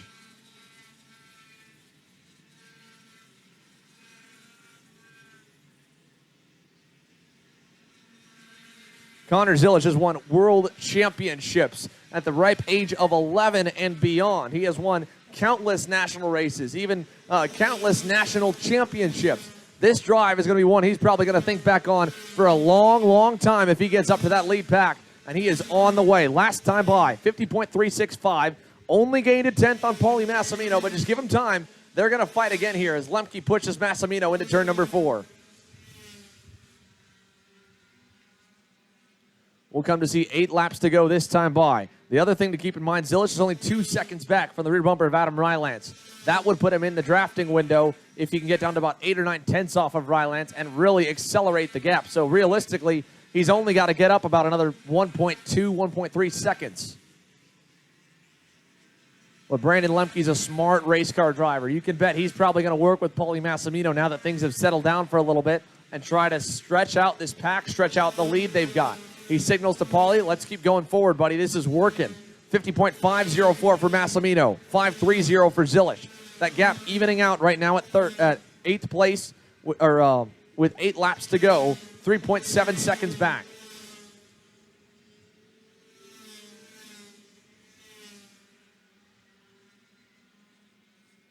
Zilish needs them to fight a little bit more. He needs Tyler Wettengel, Connor Ferris, and Aiden Levy to get back on the horse and close up. But Brandon Lemke and Paulie Massimino, they dropped them last time by over a 1/10 of a second, each of them. Levy by 3 tenths. Emery Light on Adam Rylance, they are quickly falling off. I don't think they've got the pace really to hang with the top drivers at the moment. They are 50.7, 50.8 second drivers consistently right now. Zilish lapping about 3 tenths a lap quicker than him, so he will easily get to 6th and 7th at the rate he is going. It's just a question of if they fight enough for the lead. Can he get to the top 5? Massimino that time, 50.370. Zilish, a 4.25. Loses half a tenth overall. Closes in, though, on Rylance and Lida. So that will even out with the toe if he can get there. He's only 1.5 seconds back now, so 2 more laps and he'll get there. Coming to see 6 to go this time. Lemke's still pushing on Massimino. Again, this this track is packed with more people than I think it has ever been for a national pro karting race, and arguably never ever been in its history. Thousands have converged here at GoPro Motorplex for the United States Pro Kart Series finale, a record-breaking event in terms of drivers and a record-breaking event in terms of all the big names that are here this weekend. It is just unreal to see the support, unreal to see how much the fences line, and they are 2 and 3 rows deep on the fence line watching. Everybody watching this 5-driver group up front and watching Connor Zilish put on one of the best drives of his career, trying to catch the leaders from 41st on the grid. Past there for 6 as Adam Rylance went by Emery Lida. That'll back them up to Zilish now as they both have lost ground. Rylance makes a mistake. This is exactly what Zilish needs. He needs to leapfrog them using the toe.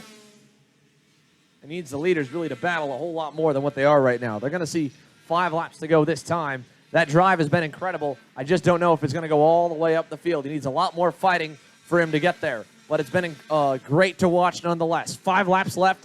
Massimino, Lemke, Wettengel, Ferris, Levy, the top 5. Let's see the times that time. Massimino really turning up the heat. 50.210. Tyler Wettengel just ripped a 50.1. Unbelievable how quick the leaders are going and how quick this racetrack is this weekend. This is some of the quickest times we have ever seen at GoPro Motorplex in general. By far some of the quickest we've ever seen at any kind of major racing event for KA and for X30, and I'm sure the same for the Mini and Micro Swift drivers.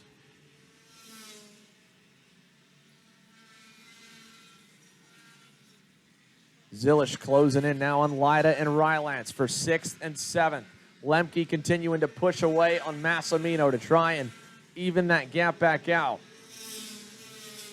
As Zilish closes in here, this will be for 7th and 6th in about a lap or 2. Connor Zilish down to turn number 1. Maybe less than that. Big run for Zilish down the back straightaway on Lida. They'll both close up to Rylance. He won't be able to do anything there. Up front, Tyler Wettengel is starting to fade. Connor Ferris, 3rd and 4th, the pair, and they are maybe 5 car lengths back from the leaders. Here comes Zilish, bumper, turn 6. Letting Emery Lida know he's there. Let's see if Lida throws a dive bomb on Rylance trying to get away from Zilish. I don't think he will. He knows it's coming. And there he goes. Connor Zilish to 7th from 41st.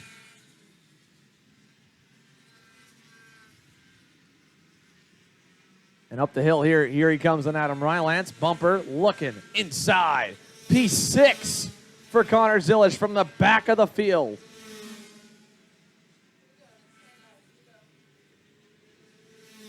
The 2-to-go signal will come next time by, so you'll bet Massimino will start to block from Lemke.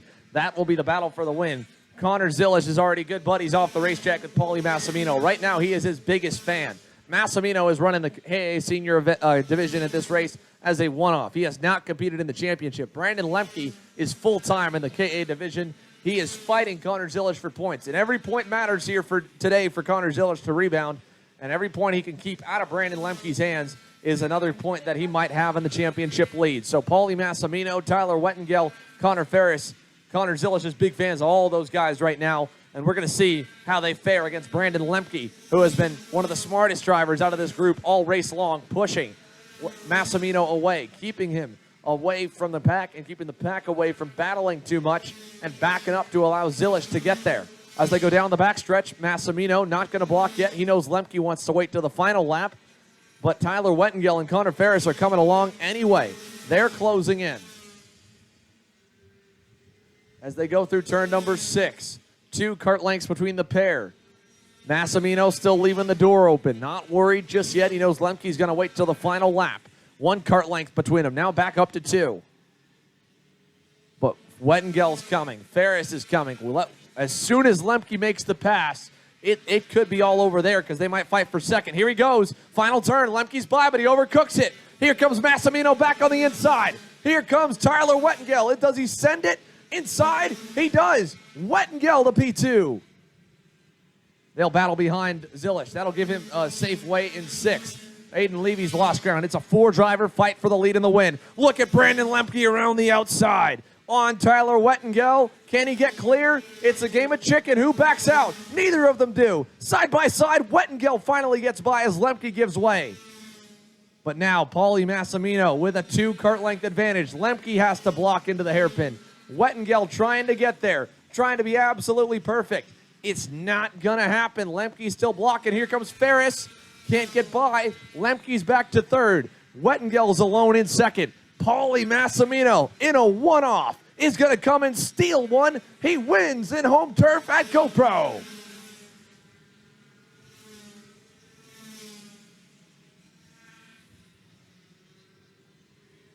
And Connor Zilish. You want to talk about the drive of a champion right there. That was a never-say-die drive from Zilish. And unlike the first attempt at the start, there was no positions really gained in turn number 1. That was 35 go-karts legitimately passed from the drop of the green for 22 laps to go to 6th. And again, a big point swing. He does still have the one drop in the season if he needs it. With Brandon Lemke only finishing third, Zilish finishing P6. That was a damage-minimizing drive. And again, those are the drives that, again, secure championship titles. Not how good you do on your best day, but how good you do on your worst. We're going to take another break here. When we come back from commercial, the X30 Pro Juniors are going to get set to go green, and Caleb Gaffaro and Christian Miles are ready to bring the action here. 39 total drivers. You're listening to turn-by-turn coverage of the 2021 United States Pro Kart Series, live from the Cooper Tire Broadcast Center at GoPro Motorplex in Mooresville, North Carolina. This weekend's broadcast is brought to you by Franklin Motorsports, Parolin USA, Trinity Karting Group, and Cooper Tires.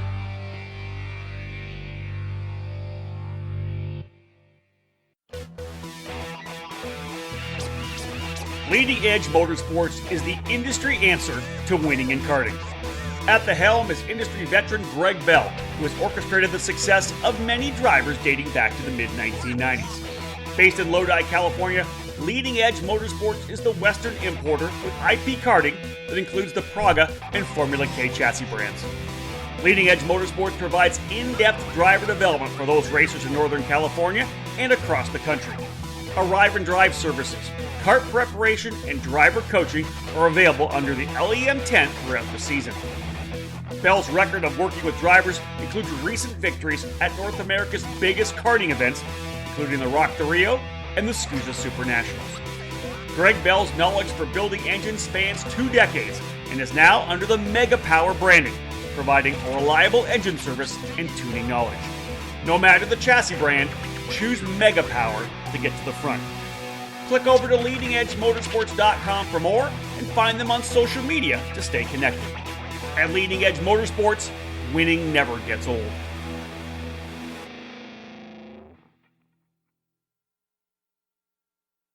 In karting, it's important to be supported by the right people.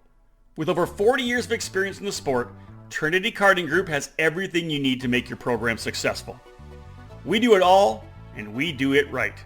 Trackside support and arrive and drive programs are available in 2021 for the USPKS and the SuperKarts USA Pro Tour and Super Nationals, with full product sales and service and professional coaching from our experienced staff. Trinity Karting Group is a full-service operation based at the Motorsports Country Club of Cincinnati, which gives us access to our custom-designed driver training facility. This allows us to offer private, one-on-one coaching to take you to the next level. Trinity Karting Group is also your Midwest home for Tony Kart and IAME, and we're your source for MG and Evinco tires in the region. Tony Kart quality cannot be beat, so call us today to put you in a new chassis for your next event.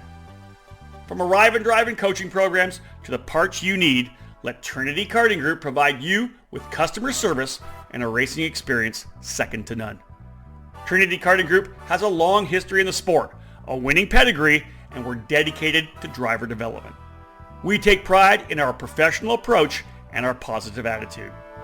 Let us build a custom race program for you.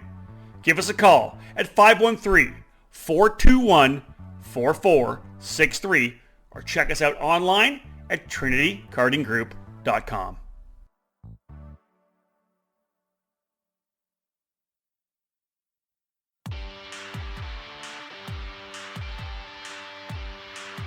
CKR is all about quality, and CKR USA is where you can get your hands on these winning chassis in the United States. It's the CKR Barracuda 32mm shifter kart chassis, the 100cc focused Stingray. These are 2 popular models contributing to the success of this thriving brand. And CKR USA is where you'll find karts, parts, and everything you need to go racing. Delivering the latest innovation in kart racing technology, CKR carries its own distinctive frame design. Made from hand-selected material, CKR kart chassis combine the highest grade tubing and hardware, ensuring first-rate standards of production. CKR USA has a large footprint in the US karting market and continues to grow rapidly throughout the country. Fully homologated chassis have been proven by top-notch performances from coast to coast in North America. CKR has stood on top of the podium in Superkarts USA and F-Series competition, as well as kart clubs around the country. The podiums and championships will continue to pile up in 2021. CKR USA is now in its 6th year of business, and we're adding new authorized dealers and support centers for the chassis line. Visit ckr-usa.com or call 208-384-KART and go CKR Blue.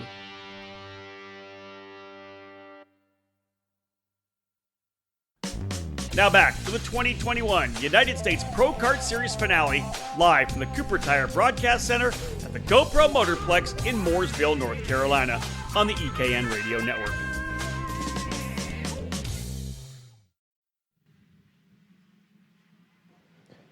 Welcome back here to GoPro Motorplex for the United States Pro Kart Series, round number 4, live on the EKN Radio Network. My name is Xander Clements, subbing in for Tim Coyan, your series announcer here for the U.S. Pro Kart Series. Tim wears a lot of hats, though, and when there was a need to make sure the series administrator section of the registration area was filled and all the other holes were plugged on the USPKS side, he tended to some of the other duties to make sure the event ran well. And that's what's got me subbing in for him here today. As the leaders come on by here for the outlap, we are getting set to go green for the X30 Pro Junior main event, presented by Rollison Performance Group.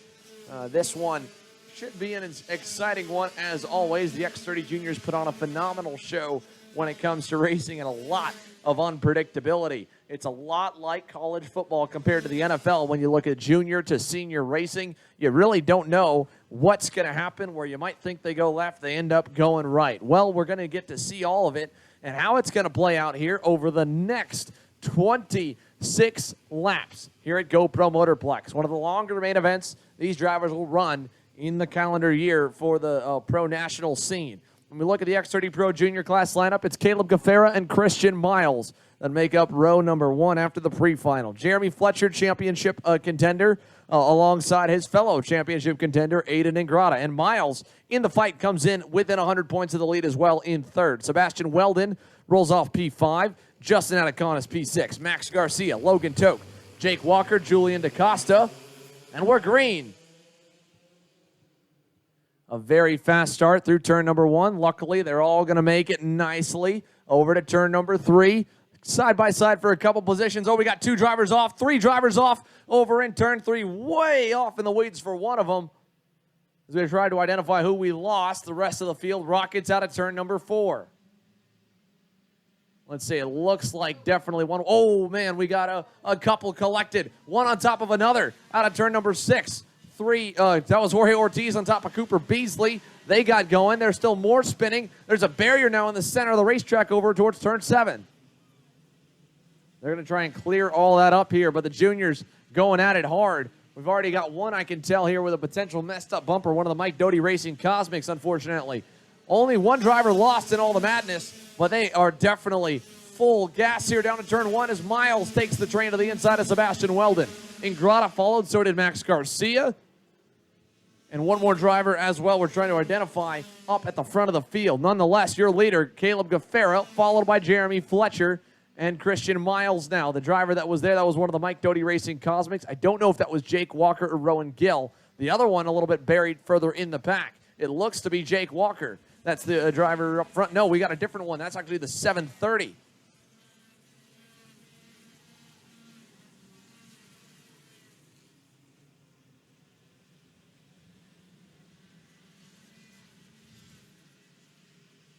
As they come out of the final corner here, we'll put 2 laps in the books. Caleb Gaffera, your leader. Jeremy Fletcher, 2nd. Aiden Ingrata, 3rd. Christian Miles is 4th. Max Garcia, that is indeed Jake Walker in the 700, in 6th. Sebastian Weldon, 7th. Justin Ataconis got dropped back a couple positions off the start. He's 8th and at the end of the line. It's a big gap back from Ataconis, who now is going to shuffle Walker. No, Walker just gets passed by Weldon, not by 2, but only by 1. Then we go back from Ataconis. It's Michael Costello there in 9th in no man's land. Jorge Ortiz somehow recovered out of the getting put on top of Cooper Beasley into 10th. Then it's Leonardo Scorpioni, then Beasley. side by side behind them as Danny Dzelski tries to pick up a spot. And while we look backwards, Jeremy Fletcher was looking forwards. He's gone to the lead. And oh, your championship contender, Aiden Ingrata's in the grass. He just got put way off by Christian Miles. Got the bumper hooked on the left front of Miles's, on the left rear of Miles's bumper. And that is big. That is big, folks, here in the championship swing. Miles gets shuffled still to 5th. Fletcher's in 2nd, but now Aiden Ingrata, he crossed the line down the order. Not intentional by any means here, but Ingrata now trying to fend his way back here. He's going to get shuffled 3 more spots backwards. Walker's by. Costello and Ataconis are by as well. 5-car break up front. Jeremy Fletcher doing what he needs to do to try and win this championship as he leads the way.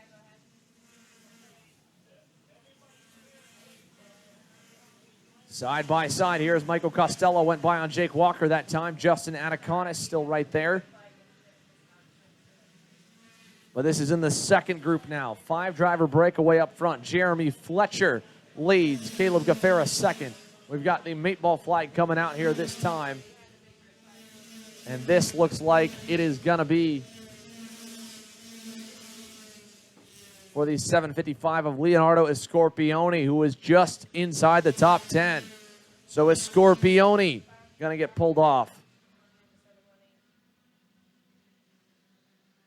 Aiden Ingrata's made back 1 spot. He's gotten back by Justin Ataconis. Now tries to hit the reset button, close up to Jake Walker, close up to Michael Costello, and work his way back to the leading pack where Jeremy Fletcher is showing the way. Caleb Gaffera 2nd, Sebastian Weldon 3rd, Max Garcia 4th, Christian Miles 5th. Fletcher, the only one inside the top 4, not a rookie here this season in junior.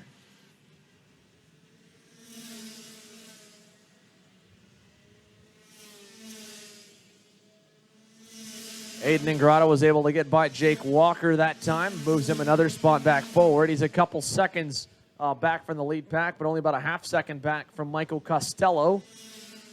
So we'll keep a tab here on the Speed Concepts Racing Red Speed drivers. He tries to charge back through the field.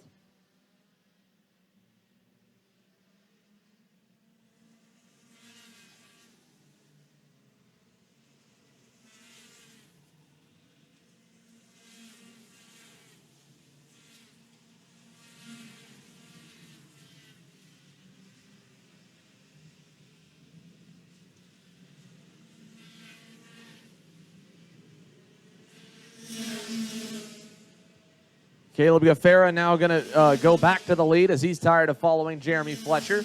Takes the reins of the 5-cart pack up front, and they'll work their way down the back straightaway with Fletcher now coming under pressure from Weldon, who looked for a moment to maybe try and pass for 2nd, ultimately decided better of it. Aiden Ingrata has caught up to Michael Costello as well. They're 3.6 seconds back from the leaders. Has not passed him, but it looks like he's got a good run on him coming into the hairpin. Ingrata, a cart length away, is probably going to be too far. He'll wait in line. Aiden Ingrata, when I say he was off the racetrack, he got sent off while he was out halfway in the middle of the runoff, so got pushed off the runoff all the way into the grass in a very rough section. It's a miracle nothing's really been bent on that cart. I have to imagine those Speed Concepts Racing guys, Alex Speed and the crew, will try and take that chassis to the table here tonight because, again, that was a wild, wild ride for Aiden Ingrata. And he just got by Michael Costello, just set the fastest lap of the race by a 10.5 over the leaders. Could be looking in pretty good shape if he can start to dig and hope on a little more shuffling up at the front in the group of 5, which they are packed tight. You could definitely bank on that. Here comes Weldon to the bumper of Fletcher. No change. Christian Miles has been cutting his way forward, though. He's already gone by Max Garcia in the Will Power cart, and so that's the Mike Doty Racing Cosmic into 4th. The JC Karting entry in 3rd. Fletcher and the Team Fellon Tony kart in 2nd. And again, out front, it's the Rollison Performance Group Cosmic of Caleb Gaffera, who is actually starting to inch away from Fletcher. In fact, Weldon took another look that time. Thought about maybe it'd be better if he took over 2nd and tried to run down the leader. Ultimately decided better, as once again, Aiden Ingrata, fastest on the racetrack, 49.255. Battle for 3rd. Christian Miles says Sebastian Weldon's taking too long. He moves up a spot. Max Garcia went with him, so now they'll stack up behind Fletcher with Miles in the 3rd spot. Does he go for 2nd in the hairpin? He's too far back there, but Fletcher will go for the lead on Gaffera. Gaffera gets tripped up a little bit, but gets a shot from Miles, comes right back to him. Gives him a little love tap into 9. All the while, Michael Costello is just following Aiden Ingrata forward. He is loving the slipstream that he's getting here behind the Speed Concepts driver, and they're making up time. They are closing in on the leaders, even as they pop the curb and make a mistake there in the final corner. Ingrata that time still at a 49.2, and Costello a 49.1, 2/10 quicker than the lead group.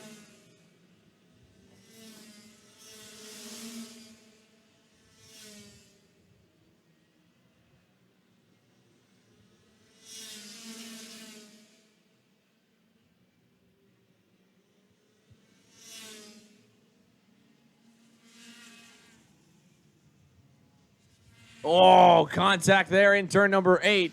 That was Max Garcia on Christian Miles. He sent it down the inside, really hip-checked him as they both came together and lost a lot of time. These two drivers were teammates at one point, and now definitely look at each other as fierce rivals here on the racetrack on opposing programs. And the pointed black flag going to be given to Garcia that time by.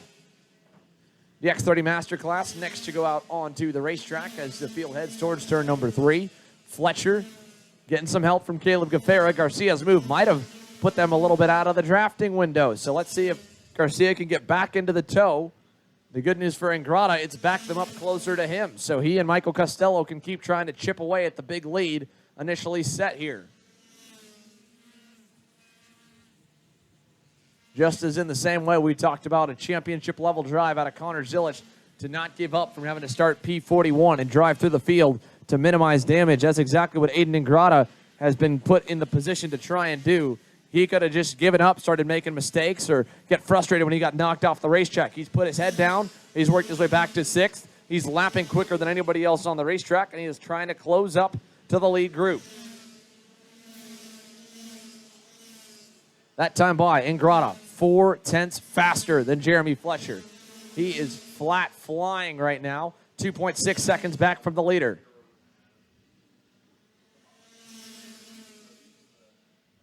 Fletcher's still leading here over Gaffera. Garcia's got Miles back to him. Here comes Christian Miles. He's going to push him, won't pass him. I thought he might go by into 8. He'll give him the benefit of the doubt to try and go, but Garcia only matching the pace of Fletcher and Gaffera. He is not quicker at the moment, so that gap won't change unless something else does.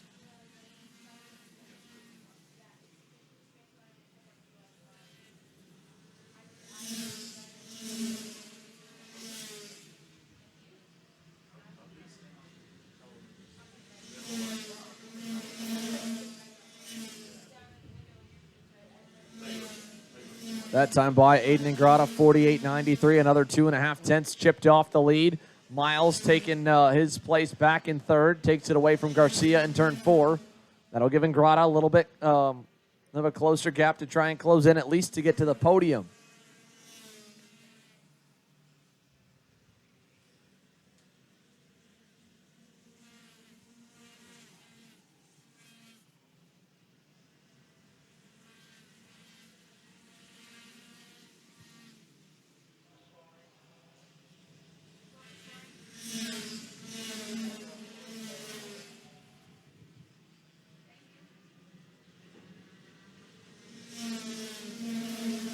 A little bit of a blip there in scoring across the line. We'll wait for it to update. Aiden Ingrata, 48.901 last time by. Not the leader. Oh. The wind definitely picking up here. It looked for a second like it was going to pick our banner back up that we took down over in turn number 4. But you can see through the flags here, the winds have picked up. Luckily, there's no dark clouds around from what we can tell, so we should still be in pretty good shape to finish this one under the drive. But even the American flagpole here next to the timing and scoring tower is getting blown all kinds of sideways. Now as they climb the hill towards the final corner, Jeremy Fletcher still leading the way over Caleb Gaffera. When they come across, we'll check the margins back to Christian Miles and company. Garcia still 4th, Weldon 5th, Ingrata 6th. Aiden Ingrata has cut that gap down already 2 seconds. He's 1.7 off the lead, half a second back. Gaffera going to take over the lead, realizing that company is on the way in the form of everybody behind them. 5 drivers about to become 7. So Gaffera now takes the point. Fletcher 2nd, Miles 3rd, Garcia 4th. Little gap to Weldon in 5th. Ingrata 6th, Costello 7th.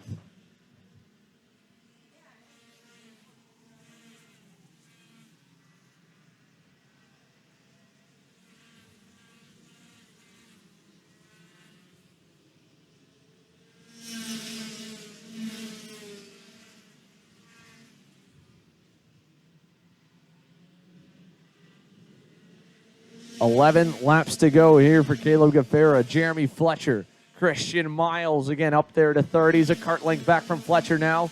Here comes Aiden Ingrata to the bumper of Sebastian Weldon, who started to fade late in the going. Ingrata and Michael Costello, enough can't be said about him. He's followed Ingrata all the way up to the leaders. He definitely deserves a shot at the win, or at least the podium. Here comes Ingrata to the inside of Weldon. Costello trying to follow. Not able to get by. Weldon sees it, tucks back into 6th. Oh, but he shoots wide there in 9. Costello will get him. So Costello to 6th. Weldon back to 7th. Ingrata now starting to pick apart the pack. He's closing in on the top 4, and he knows it. What a drive here for Aiden Ingrata, still with 10 more laps to get there.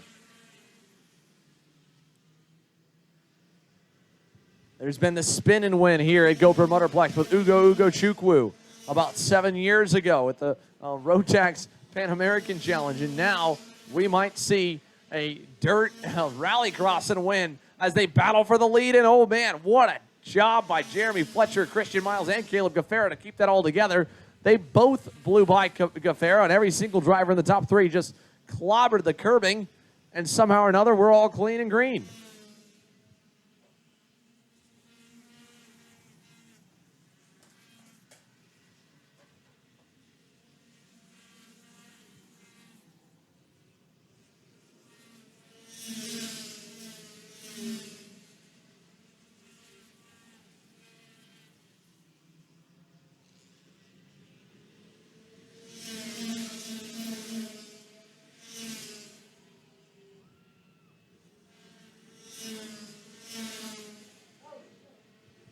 Oh, we got one driver up and over here in turn number 11. Massive crash in the final corner.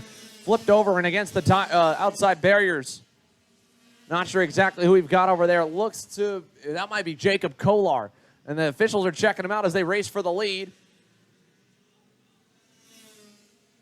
They're going to get him off the racetrack. We're going to stay green. Jeremy Fletcher, your new leader.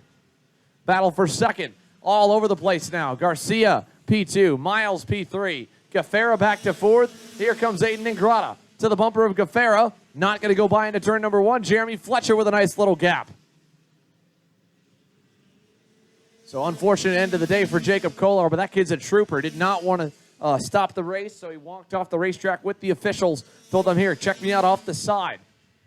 And now 7 drivers are coming together. Max Garcia is trying to lead the fray, but he is getting his bumper beaten down by Christian Miles, who is undoubtedly going to go by for second, I'd imagine. Here he comes, turn 8, inside.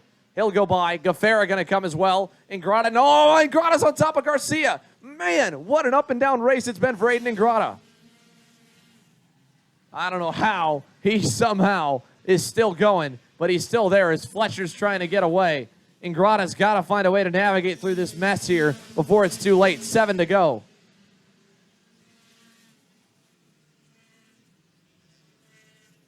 Jeremy Fletcher now gets to pull out a bit of a lead. 6/10 back to Christian Miles and Caleb Gaffera as Ingrata follows Garcia down the back straightaway. We'll see if he can get to the inside of Garcia, maybe in turn number 8, pick off another position, close up on the top 3. They're coming back together. Fletcher does not have the pace to get away, I don't think, because the next group's coming. Here comes Ingrata on Garcia, 4th place. He's got it. Aiden Ingrata gets another one. Michael Costello now trying to go by Garcia around the outside. He'll get shuffled. Here comes Weldon. Retakes the 6th spot. Costello back to 7th. 6 laps to go this time. And they are all back together again. Christian Miles and Caleb Gaffera just picked up nearly half a second on Jeremy Fletcher. They're going to probably blow his doors off down the backstretch. Here he comes. Miles, bumper, looking inside. New leader, Christian Miles in the Mike Doty Racing Cosmic. Takes over the top spot. Fletcher back to 2nd.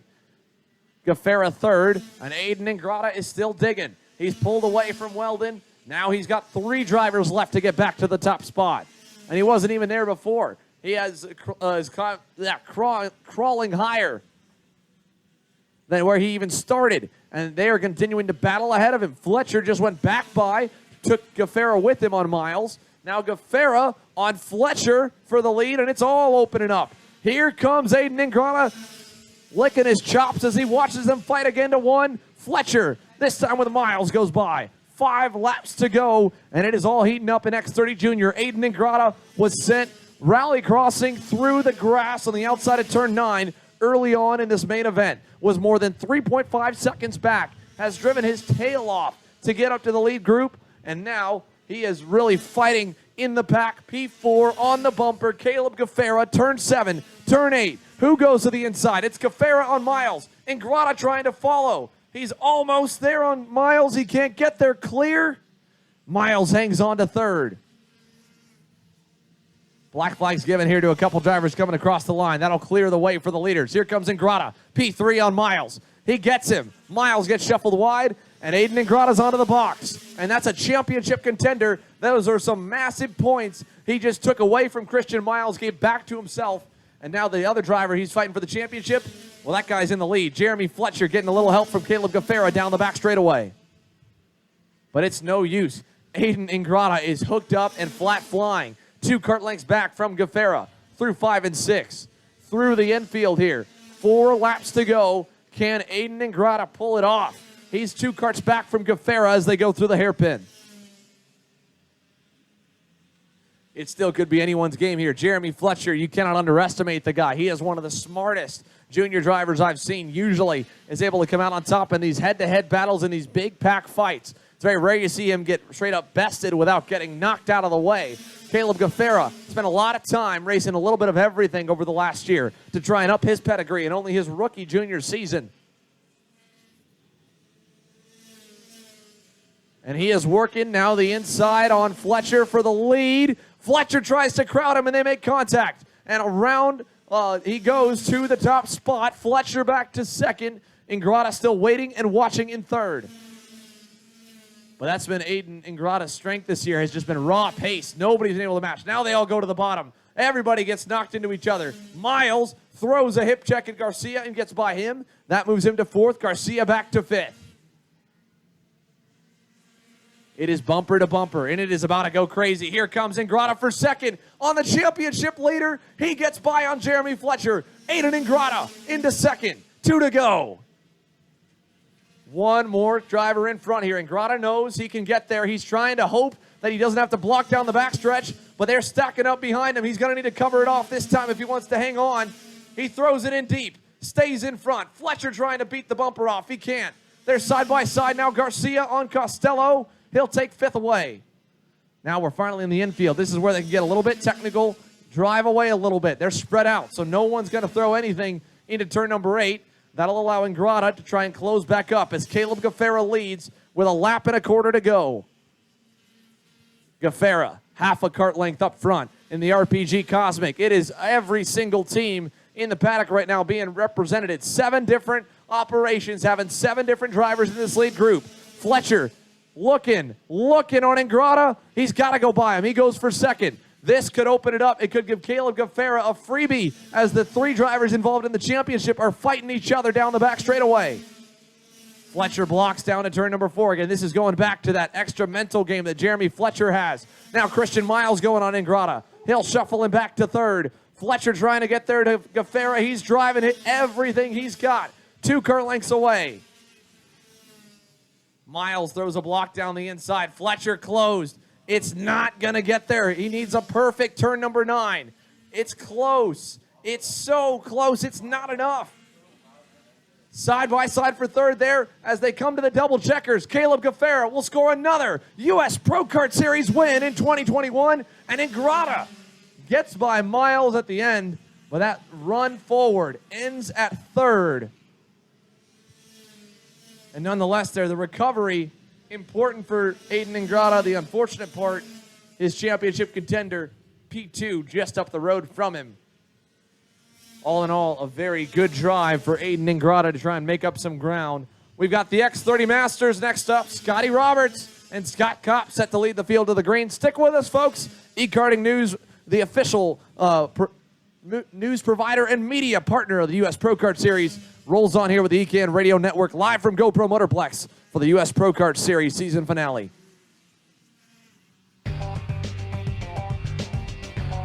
You're listening to turn-by-turn coverage of the 2021 United States Pro Kart Series, live from the Cooper Tire Broadcast Center at GoPro Motorplex in Mooresville, North Carolina. This weekend's broadcast is brought to you by Franklin Motorsports, Parolin USA, Trinity Karting Group, and Cooper Tires.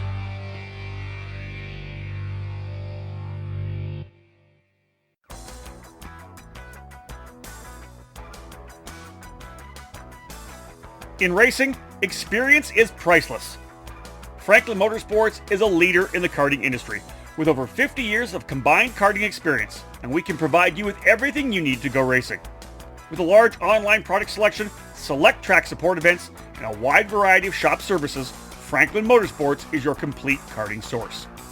Check out our online store at www.franklinkart.com, where all our products are just a mouse click away. We're constantly adding to the growing product selection on the online store, and we ship daily to ensure products get to you quickly. We specialize in IAME engines, tilt seats, ceramic products, driveline branded products, Briggs & Stratton engines, OTK products, and of course, the championship-winning Merlin chassis. In our online store, you'll find a variety of items to fill your karting needs. Franklin Motorsports is also known for our wide variety of services and is home to Innovative Engine Works by FMS, our in-house engine service department. Frame straightening, kart prep, and dyno testing are all services offered regularly at Franklin Motorsports. For all things karting, visit franklinkart.com.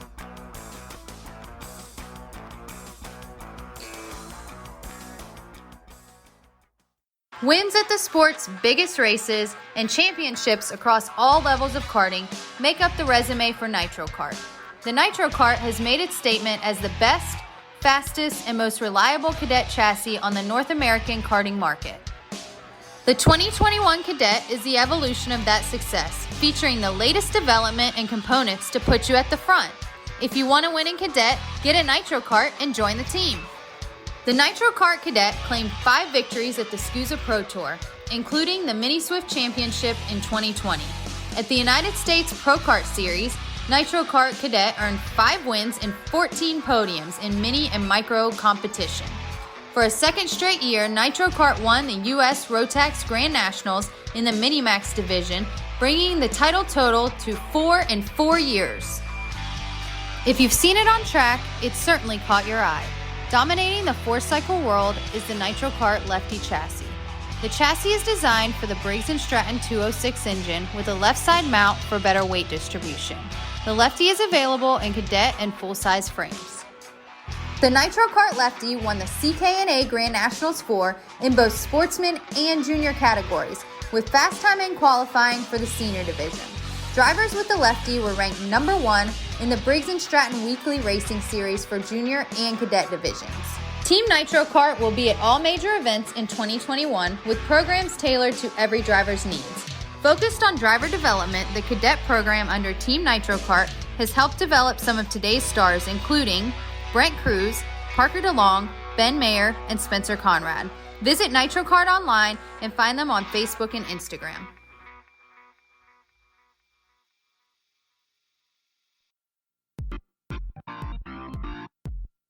It all started in 1994, when former successful kart driver Albino Parolin decided to move his passion for karting from the track to his small workshop. That's when Parolin was born. Fast forward 20 years, and Parolin's passion for the sport led to the company rejoining international competitions as a factory team in WSK and CIK FIA races, with the aim of enhancing the research and development process, immediately achieving notable results around Europe, North America, and Asia, becoming the CIK FIA Asia Pacific KZ champion in the same year. Parolin USA is North America's source for Parolin products, and we run a factory team at all of the major Superkarts USA and Rock Cup USA events. The Parolin chassis lineup for 2021 includes the Invader Shifter, the Le Mans Tag single-speed chassis for junior and senior classes, and the 28mm mini kart for the cadet classes. Parolin has been winning races all over the world, and it's on top of the podium in the USA as well, with drivers like Kai Sorensen, Mateus Orjuela, and Alessandro De Tullio. Get on the chassis that's winning. Drive a Parolin. For more information, head to ParolinUSA.com.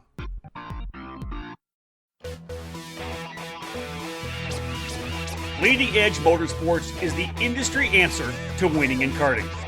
At the helm is industry veteran Greg Bell, who has orchestrated the success of many drivers dating back to the mid-1990s. Based in Lodi, California, Leading Edge Motorsports is the Western importer with IP karting that includes the Praga and Formula K chassis brands. Leading Edge Motorsports provides in-depth driver development for those racers in Northern California and across the country. Arrive and drive services, kart preparation, and driver coaching are available under the LEM tent throughout the season. Bell's record of working with drivers includes recent victories at North America's biggest karting events, including the Rock the Rio and the SCUSA Super Nationals. Greg Bell's knowledge for building engines spans 2 decades and is now under the Mega Power branding, providing a reliable engine service and tuning knowledge. No matter the chassis brand, choose Mega Power to get to the front. Click over to leadingedgemotorsports.com for more and find them on social media to stay connected. At Leading Edge Motorsports, winning never gets old.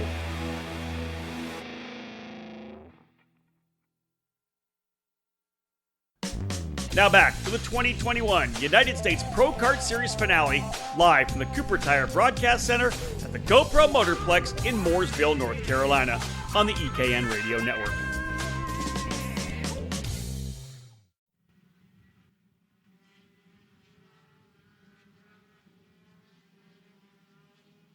Welcome back here to the X30 Master Division, now onto the racetrack for the United States Pro Kart Series season finale here at GoPro Motorplex. The main event for X30 Master on circuit now. Scott Roberts and Scott Kopp set to be the front row. 22 laps, the main event distance here, while the X30 Pro Seniors begin to make their way to the grid for a 26-lap final and 20 laps set for the Mini Swift division. That'll conclude our afternoon.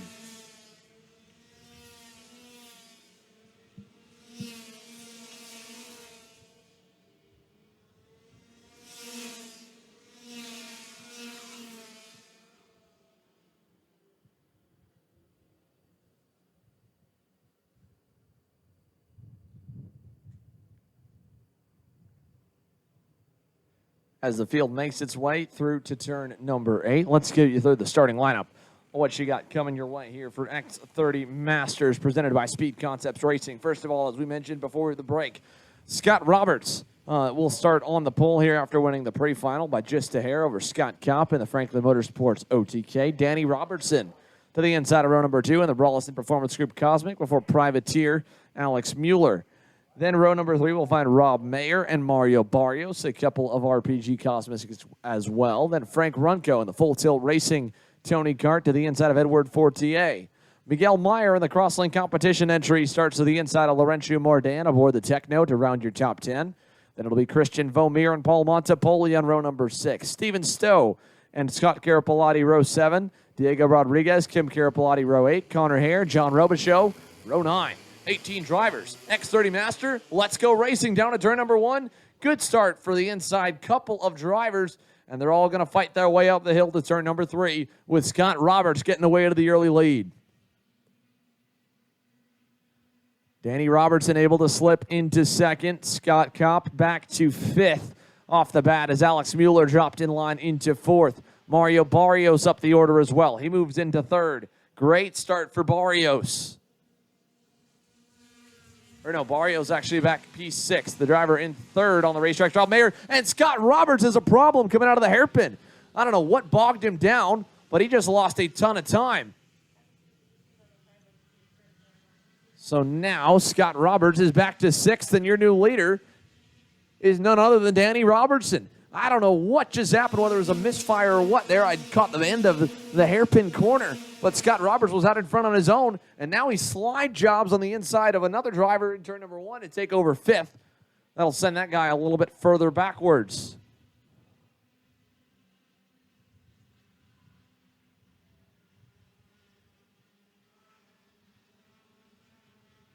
So as we try to get our bearings of what has just transpired here in the opening lap, Danny Robertson leading the way here with Rob Mayer right behind him, who's going to come under pressure and lose the second spot to Alex Mueller. As Scott Kopp rolls behind them in 4th. Little gap back to Roberts, who has rebounded from whatever the issue was there into 5th, just ahead of Laurentiu Mordan in the Techno Kart in 6th.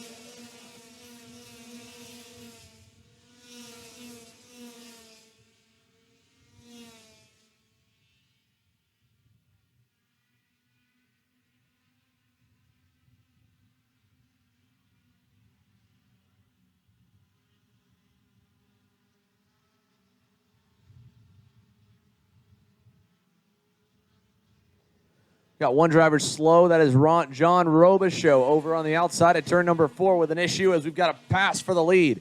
Alex Mueller takes it over. Now they go side by side for second and third.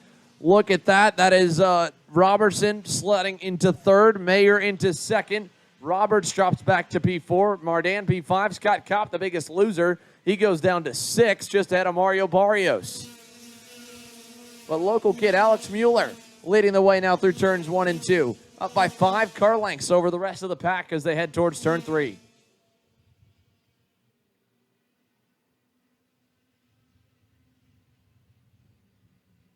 So Alex Mueller, 3 laps completed here as the field comes out of turn number 4 through 5 and 6. Once again, working lap 4 of 22. Mueller's lead, again, 4 to 5 car lengths going into this lap as they pass for third. Scott Roberts clear on Danny Robertson. So Scott Roberts moves up another position. Get himself a little bit closer back to the top spot where he was for about half a lap so far here in this final.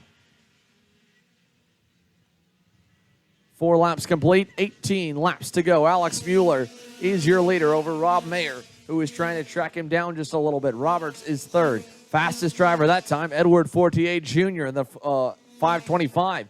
Lost 2 laps off the start. Or 2 positions off the start, but he is at a 49.583. That was 0.3 quicker than Alex Mueller.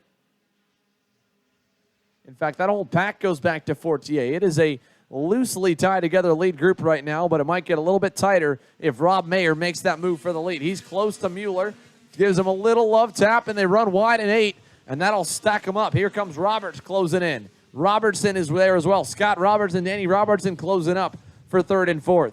Laurentiu Mardan, P5 still. Scott Kopp, P6. Barrios, P7. Frank Runco, P8. Miguel Meyer trying to close there in 9th with Edward Fortier in 10th.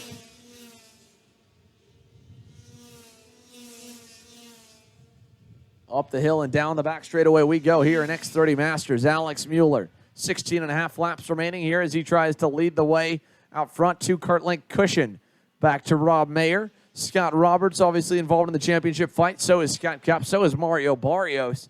But none of your championship contenders lead the way. That is all Alex Mueller and Rob Mayer. Headed into turn 8, though, Rob Mayer going to lose a spot as Scott Roberts gets by for 2nd. Scott Kopp also just lost a position to Laurentiu Mardan. Has been following Mardan. Looked like he was going to maybe get by him. Did not end up doing anything, and now he's lost 2 more as Barrios just worked his way by Kopp. And so did Frank Runco. Scott Kopp down to 8th position for Kopp there that time as Runco and Barrios moved to 7th and 6th. Oh my goodness, Alex Mueller just absolutely killed the barriers over in turn number 2. He got slammed into him. His head is down. I hope he is okay, but that was a heavy impact battling for the lead. Scott Roberts was side by side with him for the race lead. Looks like Mueller is going to try and get up here. Those barriers, Mueller was trying to hang it tough on the outside. He had lost the positioning as Roberts was on by him, and Roberts learned that lesson earlier this year of trying to fight a pass a little bit earlier in the race. And now he has taken over the lead, and Alex Mueller, the local kid, unfortunately, a little bit of a rougher education. He is okay, though. He's out of the go-kart, but that was a hard impact for Alex Mueller. Split the barriers apart, it looks like, over at turn 2.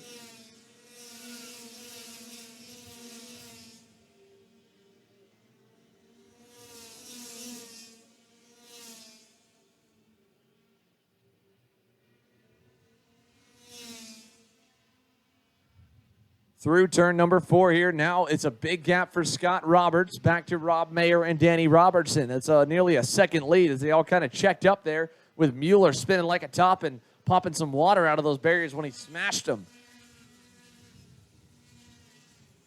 But again, Scott Roberts was on the receiving end of a similar incident earlier this year at Ocala Grand Prix, and now he finds himself on the opposite end of it. And unfortunately for Mueller, just a bit of, again, of an education of the racing. And what we have here at this level is that when that driver gets deep enough alongside you, you got to give way at some point, especially this early in the race. It's not worth throwing the race away. You'd be better off giving him a spot. Just as we see right there, one driver a little bit further back. That was on Laurentiu Mardan, nearly getting a pass attempt done on him by Mario Barrios. Barrios thought better of it. He's going to pass him now nearly 3 corners later. Oh, no, he'll give the bumper to him. Mardan still fighting with Barrios, and now Frank Runco gets by. Again, though, Barrios is fighting for a championship. He doesn't want to throw the race away on one single maneuver this early on in the going. But now he's got his rival, Scott Kopp, behind him, or one of the championship rivals, I should say. The other one is out leading the way as Rob Mayer makes a mistake. Robertson nearly gets by him. They all stack up for second, and Scotty Roberts walking away from the field here at GoPro Motorplex as we approach the halfway point here in the next few laps for the X30 Master main event. Roberts trying to bring Speed Concepts Racing its first win on the day. Nearly got one just a moment ago in X30 Junior. Now looking like it might have one here in X30 Master.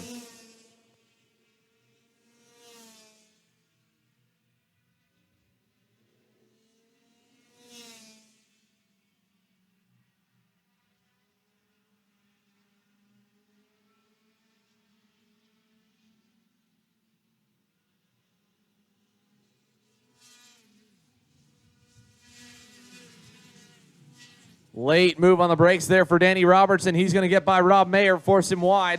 Laurentiu Mardan gets by as well. Here comes Mario Barrios to the bumper. Frank Runco is there. Scott Kopp must be having something amiss there on the Franklin Motorsports OTK. He has lost a number of positions and time on the racetrack. And now we got a pointed black flag. That was to, I believe, Danny Robertson.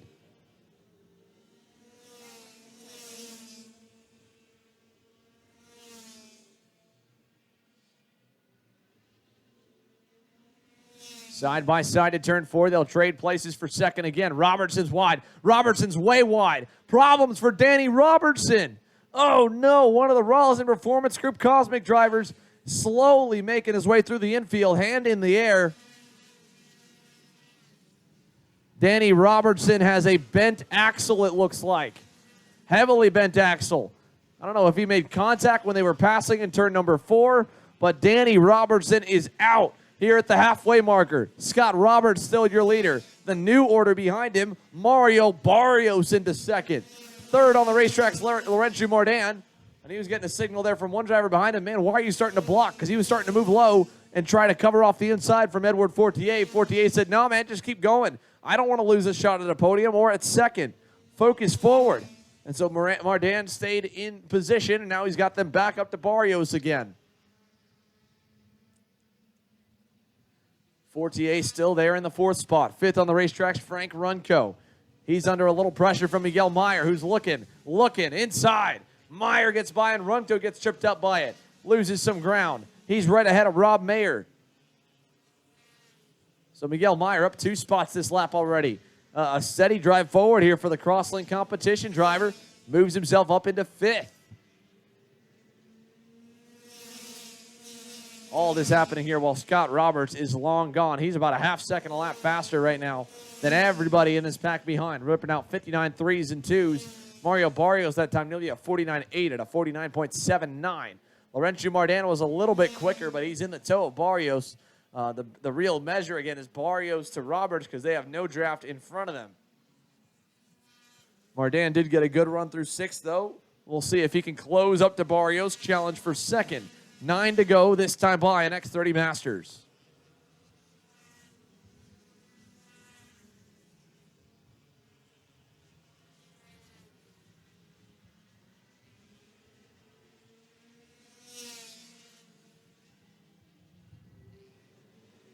As the field comes down across the start-finish line, Edward Fortier and Laurentiu Mardan playing the swerve game at each other down the front stretch. Let's see if Mardan's going to pass him. He's going to go back on him in 3. And Fortier is emphatically signaling to work forward and work together. And instead, Mardan just wanted to pass him. And now he's going to get passed by Miguel Meyer and fall back even further as Mario Barrios slips further away up front into 2nd. Mardan back to 3rd. Scott Kopp now trying to make up some ground. Here he goes to the inside of Frank Runco. Undercooks the pass. Runco hangs around the outside, holds on the position. 8 laps to go this time by Scott Roberts. Man, is he gone. Absolutely out of this world right now. Scott Roberts, just a phenomenal drive. 5 seconds up the road from Mario Barrios. The X30 Pro division getting set to go green here shortly. Ryan Norberg going to be leading your field on out here. Hayden Jones. Actually, Norberg going to be rolling off P3. It'll be Hayden Jones starting P1 here. Norberg P3 to the outside of Ryan Norberg. A pair of Tony karts alongside the RPGs. It'll be Connor Zilish, looks like, and Paulie Massimino. So Hayden Jones, again, will start on the pole for the main event, an X30 Pro Senior. Norberg crossed the line first in the pre-final. Short penalty bumps him back to P3. Hannah Greenemeyer, Nate Cicero, Jack Jeffers, Brandon Jarsacrack, Weston Workman, Dalton Haynes, your top 10. Big penalty that actually was for Alessandro DiTullio. I think a pushback or something for the 320. He rolls off 13th. A couple other penalties down the order as well that were the X30 Pro pre-final. So a little bit of a shaken up grid. We'll give you more of those when we come back after the break. We'll stay focused here on this X30 Master fight because it is becoming a fight again for third. Miguel Myers moved himself into the podium spot. Laurentiu Mardan has been completely dropped off. I don't know what just happened to Laurentiu Mardan. He is slowing out of turn number 4. Mardan's got a problem. Another contender with a mechanical issue. He'll pull it into the cut through, and Laurentiu Mardan is out. That'll give Mario Barrios some safe space. Miguel Meyer is still third. Edward Fortier Jr. is fourth, and side-by-side for fifth. Roberts again can't get by Runco, and now is going to lose a position as here comes Rob Mayer to the inside.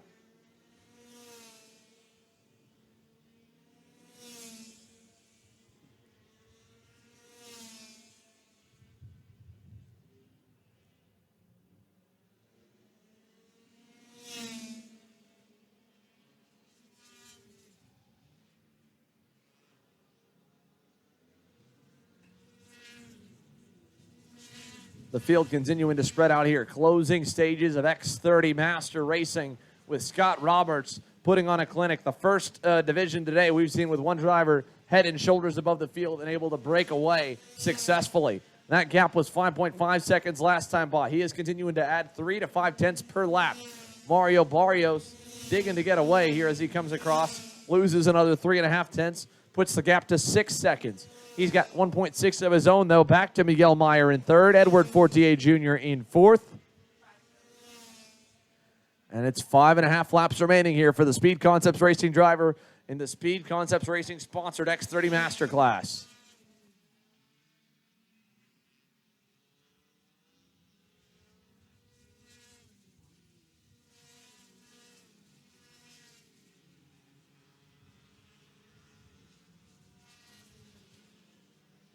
The final battle you'll begin to see here as we come to see 5 to go for Scott Roberts across the line is the battle for the final podium spot. Miguel Meyer, Edward Fortier, and Frank Runco all in the mix there as Runco runs a little bit wide, but the Full Tilt Racing driver still doing okay.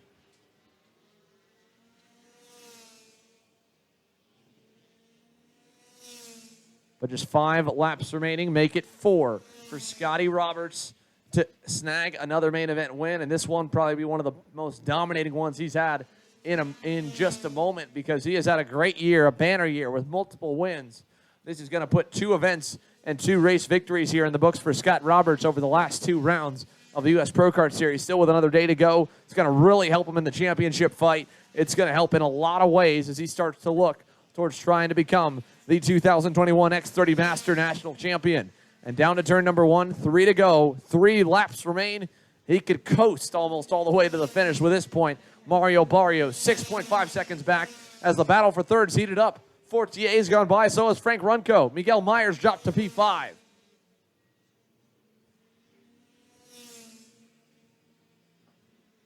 Battle for fourth. Meyer back on the inside of Runco. Shoots it in deep. Gonna get there. So Meyer back to P4. Runco still P5. Scott Kopp has gotten a second win. Is there? Oh, Myers lost brakes. He slams the barriers in turn 6. Miguel Meyer piled into the wall. He looks to be okay, trying to get back going. He got into the back bumper of Edward Fortier. Nearly sent him wide as well. And obviously a very damaged kart for Miguel Meyer. Definitely a bent rear axle. I don't know if he missed the braking point or he lost the brakes. It looked for a second like he lost brakes, but he's back up to full song now. Whatever it was for Miguel Meyer, whether it was a momentary loss of brakes or what, he just absolutely killed the tire barrier right in front of the light pole. And is trying to run to the finish here. 2 laps to go in an X30 Master main event that has seen them dropping like flies.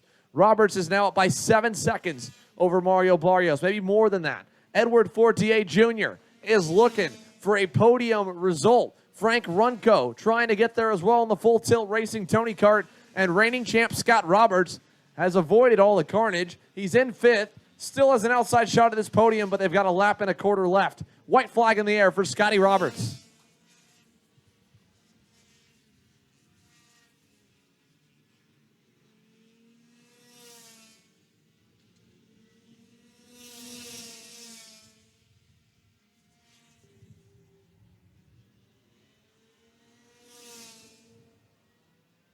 So half a lap to go here for Scott Roberts. I mentioned how up and down this year has been, starting off with a massive crash at Ocala Grand Prix, battling for a podium finish with Mario Barrios. Took that, used it as fire, was able to go to Newcastle Motorsports Park, was competitive.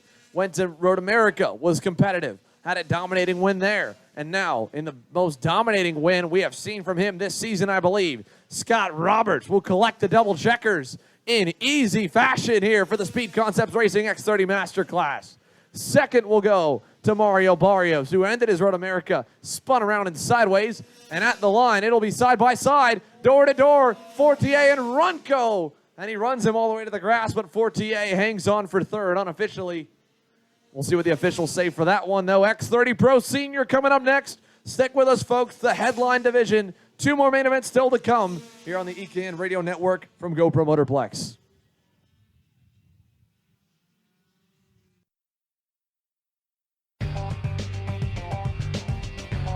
You're listening to turn-by-turn coverage of the 2021 United States Pro Kart Series, live from the Cooper Tire Broadcast Center at GoPro Motorplex in Mooresville, North Carolina.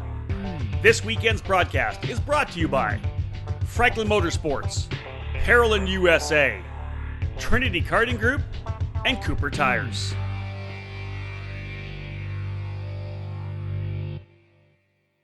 In karting, it's important to be supported by the right people.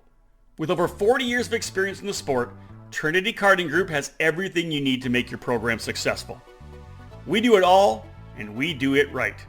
Trackside support and arrive and drive programs are available in 2021 for the USPKS and the SuperKarts USA Pro Tour and Super Nationals, with full product sales and service and professional coaching from our experienced staff.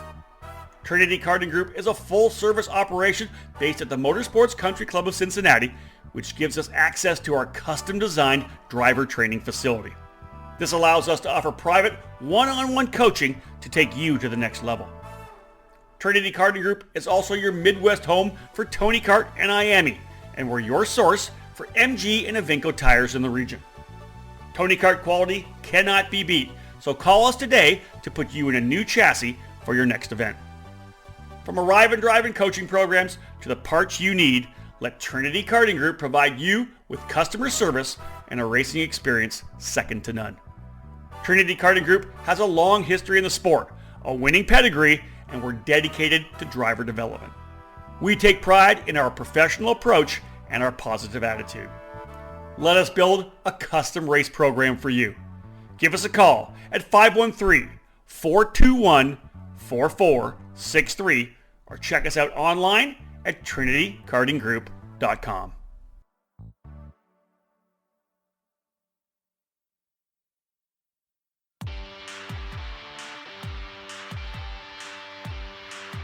CKR is all about quality, and CKR USA is where you can get your hands on these winning chassis in the United States. It's the CKR Barracuda 32mm shifter kart chassis, the 100cc focused Stingray.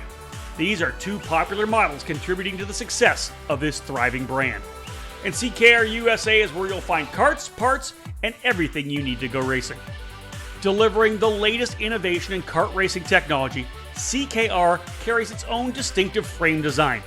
Made from hand-selected material, CKR kart chassis combine the highest grade tubing and hardware, ensuring first-rate standards of production.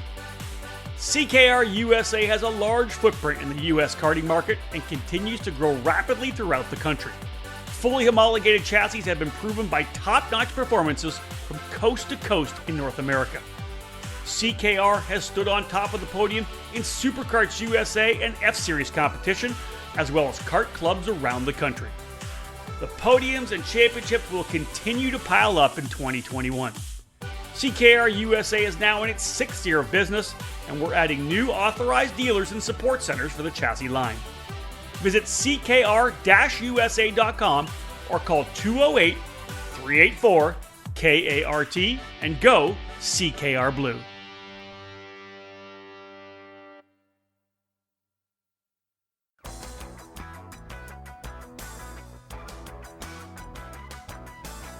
In racing, experience is priceless. Franklin Motorsports is a leader in the karting industry with over 50 years of combined karting experience, and we can provide you with everything you need to go racing. With a large online product selection, select track support events, and a wide variety of shop services, Franklin Motorsports is your complete karting source. Check out our online store at www.franklinkart.com, where all our products are just a mouse click away. We're constantly adding to the growing product selection on the online store, and we ship daily to ensure products get to you quickly. We specialize in IAME engines, tilt seats, ceramic products, driveline branded products, Briggs & Stratton engines, OTK products, and of course, the championship-winning Merlin chassis. In our online store, you'll find a variety of items to fill your karting needs. Franklin Motorsports is also known for our wide variety of services and is home to Innovative Engine Works by FMS, our in-house engine service department. Frame straightening, kart prep, and dyno testing are all services offered regularly at Franklin Motorsports. For all things karting, visit franklinkart.com.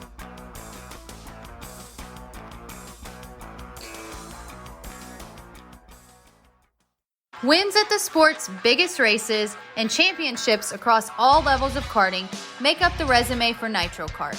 The Nitro Kart has made its statement as the best, fastest, and most reliable cadet chassis on the North American karting market. The 2021 Cadet is the evolution of that success, featuring the latest development and components to put you at the front. If you want to win in Cadet, get a Nitro Kart and join the team. The Nitro Kart Cadet claimed 5 victories at the SCUSA Pro Tour, including the Mini Swift Championship in 2020.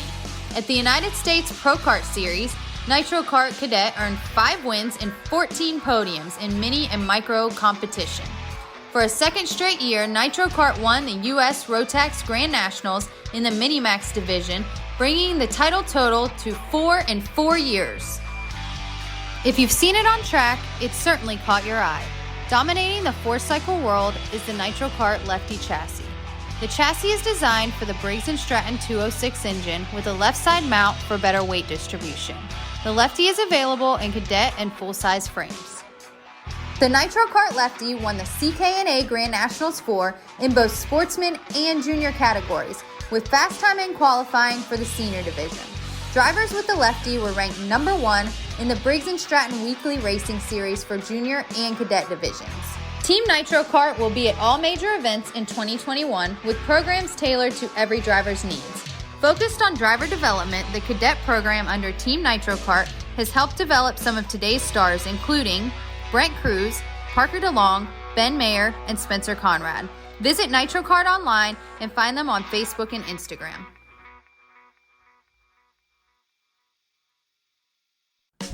Now back to the 2021 United States Pro Kart Series finale, live from the Cooper Tire Broadcast Center at the GoPro Motorplex in Mooresville, North Carolina, on the EKN Radio Network.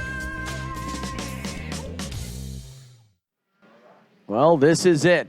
There is nothing more nerve-wracking as a driver than lining up here for North America's biggest stage. The headline division of the U.S. Pro Kart Series is the X30 Pro class. 48 drivers. NASCAR Cup Series point leader. Last week's race winner, Kyle Larson, qualified 18th. Then got knocked off the racetrack, drove back up to 27th. Joseph Newgarden, multi-time IndyCar Series champion, was running around the same area, around the mid-20s, then got knocked off, drove back up, rolls off in the mid-30s. Will Power was the only of the 3 non-karting drivers that was not involved in a wreck, and he qualified the best. Qualified 17th, made up a couple spots, rolls off 15th. If you go back to your karting superstars that are up at the front, even they had some penalties and hiccups. Ryan Norberg crossed the line first in the pre-final, but a 2-position penalty puts him starting 3rd. It's promoted his new teammate, Hayden Jones, who calls North Carolina and GoPro Motorplex his home racetrack here, to the pole in one of the biggest races he has competed in to date. Jones on the front row. To the outside of him, it'll be Connor Zilisch, Ryan Norberg's championship contender, who is within 100 points coming into this event after drops are factored in. It's mainly between those two. The youth movement and Zilisch just turned 15 years old, and Ryan Norberg, the elder statesman here, 22 going on 23, and multi-time national senior karting champion. To the Norbergs outside, it'll be Paulie Massimino, who already has won one event on today. Hannah Greenemeyer and Nate Cicero next row, and we're green to turn number 1. Here comes the field. They're side by side through 1, 2, and 3. Somehow most guys make it. One driver sent way around the outside dirt, and we're clean, it looks like, down the back stretch for the first time.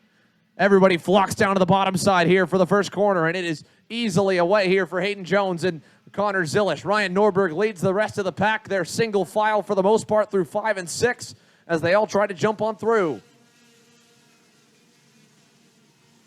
Only one driver got shuffled really far back. The rest of the field's clean through turn number 8 here. Fully clean on the start as they still go side by side. No wrecks here on the opening lap. Oh, we got 2 around. Larson's off. Larson is off. One of the comp carts is around. Branyan Tyner is off as well in turn 9.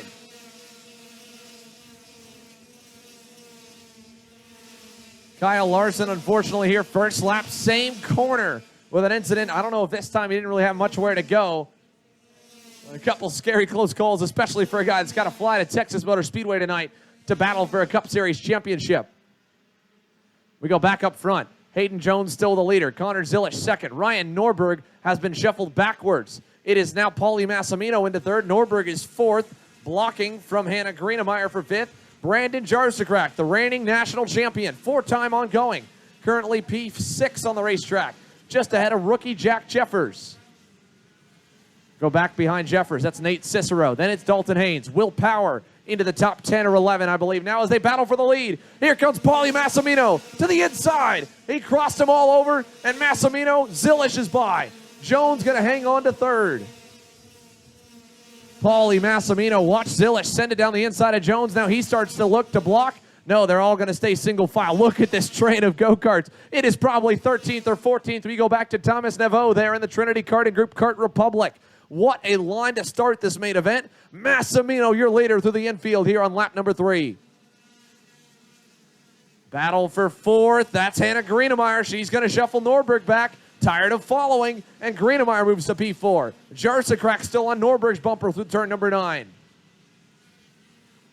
Paulie Massimino, Connor Zilisch, Hayden Jones, the top 3. As they come out of turn number 11, Jones makes a mistake. Here comes Greenemeyer closing in. And Zilisch and Massimino just trying to get away, man. They're trying to work together.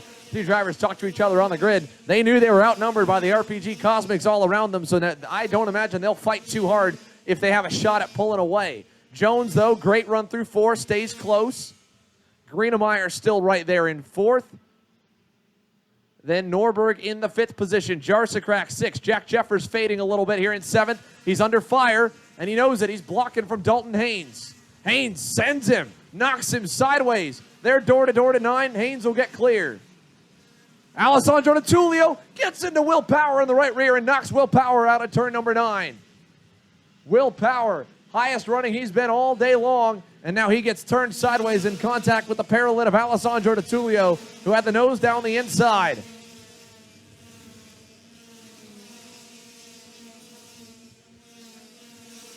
I believe the official's definitely going to take a look at that one. Natulio was trying to hang it in there, just didn't really have the position, as now Paulie Massimino losing a number of positions. He's fighting with Ryan Norberg. Norberg tried to put him in the grass. Massimino holding his ground, and it's a 6-driver breakaway. Connor Zilisch, the new leader. Hayden Jones, 2nd. Hannah Greenemeyer, 3rd. Paulie Massimino is 4th. Ryan Norberg is 5th. Brandon Jarzakrak is 6th. Brandon Jarzakrak dominated here last year. He is trying to close the gap, and all weekend he's been digging for a little bit more. Now he's on Norberg's bumper, following Norberg, who sends it on Massimino. Massimino crosses him over, and they're going to go side by side. Norberg knew he overcooked that. Jarzakrak going to go with him. And so Jarzakrak into the top 5 as Massimino holds on to 4th. The top 3 starting to break away. We could see a new race winner here as Zilisch is under fire. Hayden Jones to the lead. Hayden Jones takes over the top spot as Jarsakrak goes by on Massimino for 4th. And Brandon Jarsakrak now starts to set his sights on the top 3. It has not been since here last year that Jarsakrak, the reigning 4-time U.S. Pro Kart Series champ, has won a main event. And now, as Norberg battling with Massimino, he's got a little bit of a cushion and a clear racetrack ahead to try and run down the top 3. Side by side for the lead, Jones and Zilish again. Jones overcooks it. Here comes Zilish back down the bottom. Hannah Greenemeyer going to go with him. What a fight. We've got an X30 Pro. Greenemeyer is by. Zilish second. Jones is third. Here comes the pack together again. Jarsakrak, Norberg, Massimino, all on the way. Nate Cicero's coming. Look at the pass attempt by Hannah Greenemeyer. She almost got there on Zilish. Couldn't fully complete it. Connor Zilish leads the way still. Again, Connor Zilish right now trying to put as many karts as he can between himself and Ryan Norberg to close up the championship battle. Norberg, little fade into turn number 8. Had a look down the inside on Brandon Jarsakrak. Didn't pull the trigger, but he's closing in on the Mike Doty Racing Cosmic driver. He might try and throw him to the weeds here real soon to work his way back forward as he looks to have some decent pace finally starting to come together. And Jarsakrak lost some ground that time to Hayden Jones and Hannah Greenemeyer down the front stretch. You have to be absolutely perfect to run up front in this class and have a little bit of luck go your way as well. Here comes Greenemeyer. Again, Zilish tries to shut the door. They're 3 wide for the lead. Hayden Jones gets by, and Jarsakrak's into second, and Norberg backs out of it all. He's going to lose time. Massimino loses time. Cicero's up to 6th. Oh, my goodness. It is all come unglued here in Mooresville. Hayden Jones, your leader. Brandon Jarsakrak is now second. Hannah Greenemeyer third, Zilish fourth, Norberg fifth, Massimino sixth. This entire summer stretch, the Rollison Performance Group AVP Motors and Rollison Performance Group Cosmics have dominated. All the drivers have been like, man, we needed a little bit more, a little more. Now they've got it, and they are throwing it right at them. As there was Norberg on Zilish, that was for 4th, and it's still Greenemeyer in 3rd, Jarsakrak second, Jones in the lead. And so again, to break it down here, the Rollison Performance Group team, as soon as the new pipe and new parts for the 2021 and beyond X30 package came out, they had the, oh no, that is Connor Zilish is out. Zilish has plowed the barrier in turn 6. Connor Zilish is out, your championship contender. The driver battling with Ryan Norberg for the title has smacked the wall, and he is out of this main event. That changes everything when it comes to the championship. Norberg was holding back, knowing that he needed to be smart. He couldn't afford a wreck like that. With Zilish gone, Norberg can set his sights on the lead. And speaking of the lead here, Hayden Jones is trying to pull away. His debut with the Rollison Performance Group team at a track he knows the best, at a track he's already been super competitive with, and put himself in the environment that has dominated the national karting scene for the last 6 months and arguably the last couple of seasons. Jarsakrak right behind him is no longer right behind him. He's about a second back. Hannah Greenemeyer in 3rd, trying to close up. Norberg, P4. Nate Cicero into the top 5. Massimino, your leader, leader of the next group, trying to close back to Cicero. And he is there. It's actually DeTulio a little bit further back from Massimino that leads that next group. There goes Norberg. Greenemeyer on by on Jarsakrak. Tough to tell as the sun's beginning to set, but Hannah Greenemeyer into 2nd. Hayden Jones, long gone out front. A breakout weekend for this superstar. Hayden Jones had his rookie year last year, ups and downs through it. Seemed to kind of hit a bit of a sophomore slump through the summer stretch of the 2021 season. Decided, you know what, it's time to make a change. Jumped over to the Rollison Performance Group as Ryan Norberg, his teammate, passes Jarsakrak for 3rd. And now the RPG Cosmics are 1, 2, and 3, and Hayden Jones, the rookie, turned sophomore, turned now potential national race winner, if he can continue pulling away what it is a long main event, 26 laps, the distance here that Jones has to go out in front. As we take a look now, 11 laps completed. That means still 15 left to run.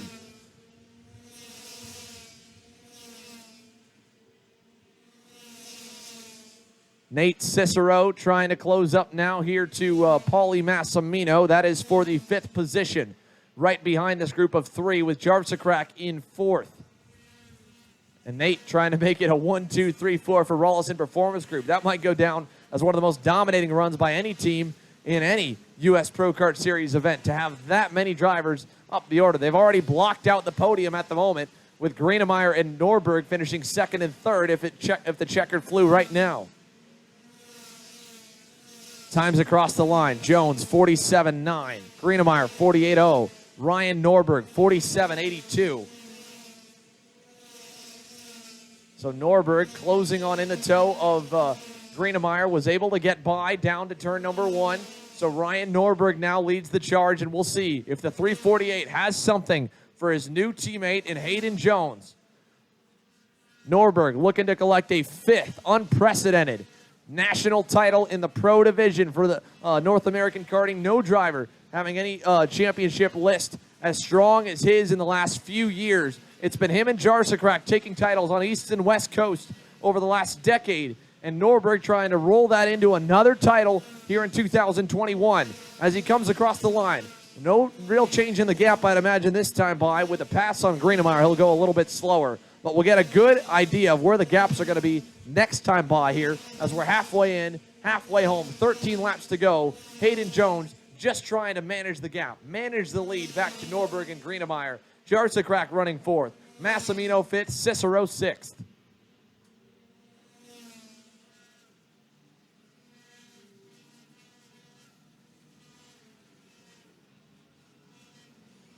Give you an update on where some of the other drivers we had talked about here today are currently running. Joseph Newgarden was trying to work his way forward a lot earlier.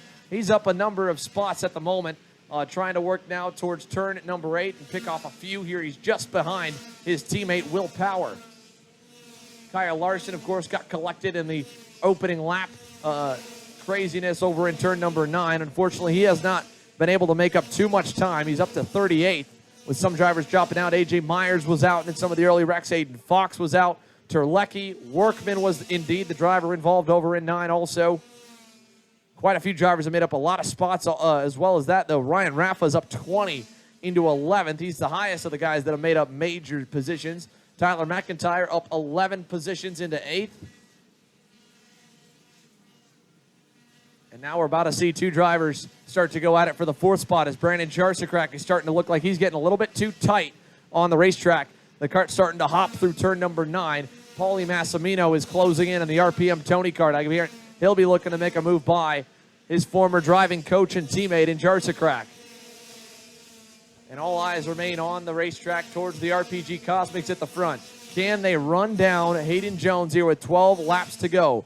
That time by Jones was 300ths quicker than Ryan Norberg, who has given it everything he's got to be absolutely perfect and close in. And Norberg finds himself on the... Oh, we got one driver hard in the barriers in turn 8. That's Jack Jeffers, the senior rookie who had been so impressive today. Qualified inside the top 5 and ran there through the pre-final and now is walking away over by turn number 8. So unfortunate for Jack Jeffers to be out here late in the going.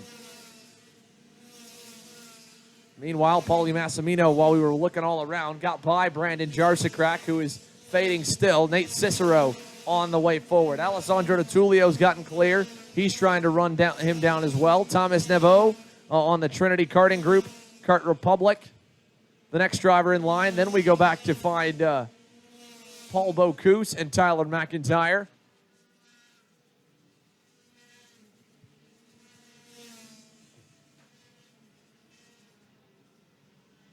But Hayden Jones here, superstar of the day, no doubt about it, as he leads out of turn number 9. Another look over the shoulder, just trying to manage the gap, make sure he's not overdriving, make sure he's not overcooking anything, but still keeping Ryan Norberg and Hannah Greenemeyer, 2 national champions in the Pro Division, at bay. And that time by, half a tenth again, give the advantage to Jones, moves that gap to 1.57 seconds.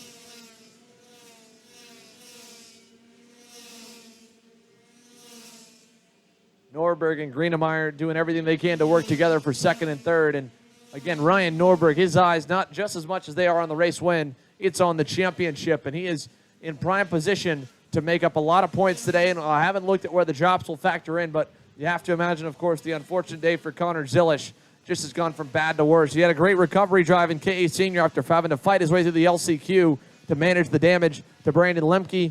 And now here in X30 Pro, he is out with a contact with the outside barrier in turn 6.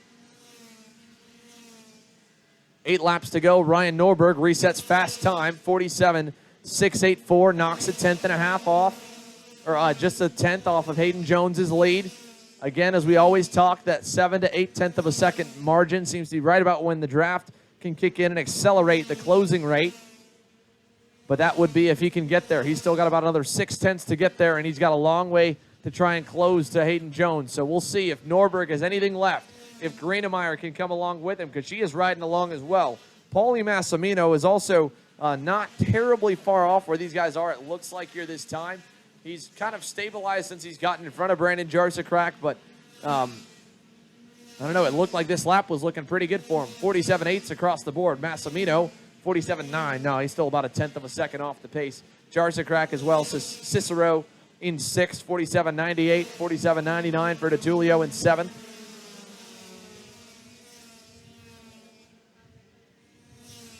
Again, giving you updates on some of the other drivers. Old problems for Dalton Haynes in the 307. And he is slowing on the front straightaway. The breakout underdog star from the Miami Grand National Championship with an issue here on Saturday. So let's see it here. If Hayden Jones is going to get reeled in by Norberg and Greenemeyer. Jarzakrak getting a little bit of a second win as he tries to close back up towards Massimino. Battle back for 4th. Snag another position. He's racing for the overall top 5 on the weekend. 47.82 for Jarzakrak. 82 for Norberg. Picked up half a 10th on Jones. Still not enough to close in. 6 laps to go for Hayden Jones. Separates him from his first career pro national victory. And problems. Paulie Massimino's got an issue. Out of 4th. Massimino slowing out of the bowl. Paulie Massimino. I don't know what the deal is for the RPM Tony Kart, but the entire Ryan Perry Motorsport team distraught as their main guy here in the X30 Senior main event comes to a halt over by turn number 5. Jarzakrak inherits 4th, Cicero into 5th, DeTulio into 6th. And man, Paulie Massimino had a good run going here, and that's another major name out of this main event. Meanwhile, Ryan Norberg picked another 10th off Hayden Jones last time by. 1.3 seconds back. He can see that he is closing in. So can Greenemeyer. They know they've got an outside shot at this one. They've got to dig absolutely deep as hard as they can. 4.5 laps separating them and the checkered flag. 4.5 laps separating Hayden Jones. And debuting with the RPG team with a victory in the headline division. One of the biggest field in the United States Pro Kart Series history, dating back to 2013. Arguably the most stacked field dating back to 2013 as well. 4 to go this time by. It might just be Hayden Jones coming across to score the first checkered flag on the weekend. He's got a 1.1 second gap now. A 10.5 given up. He can still expend a little bit more. He's got to be careful. 4 more laps, 1.1 seconds to 2 of the best drivers in the country right now.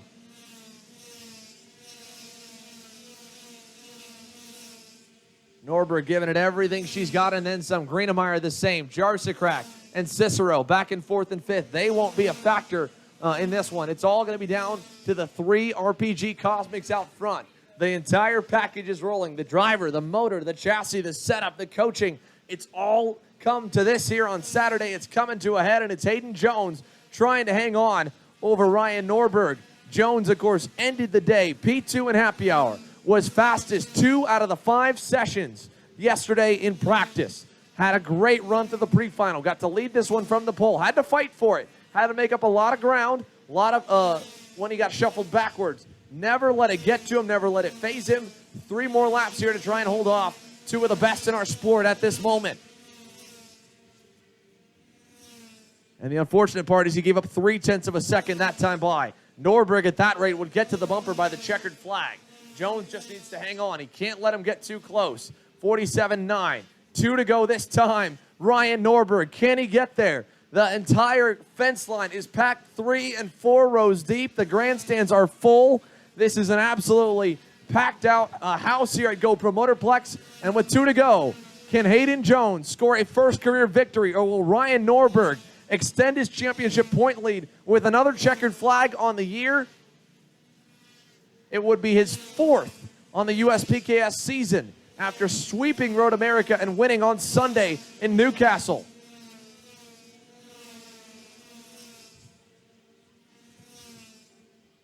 Norberg is closing again here. He's just going to come maybe a lap or two short. You can see him hopping in the seat going into turn 8, trying to get there, trying to dig for more. You can tell how much he wants this one.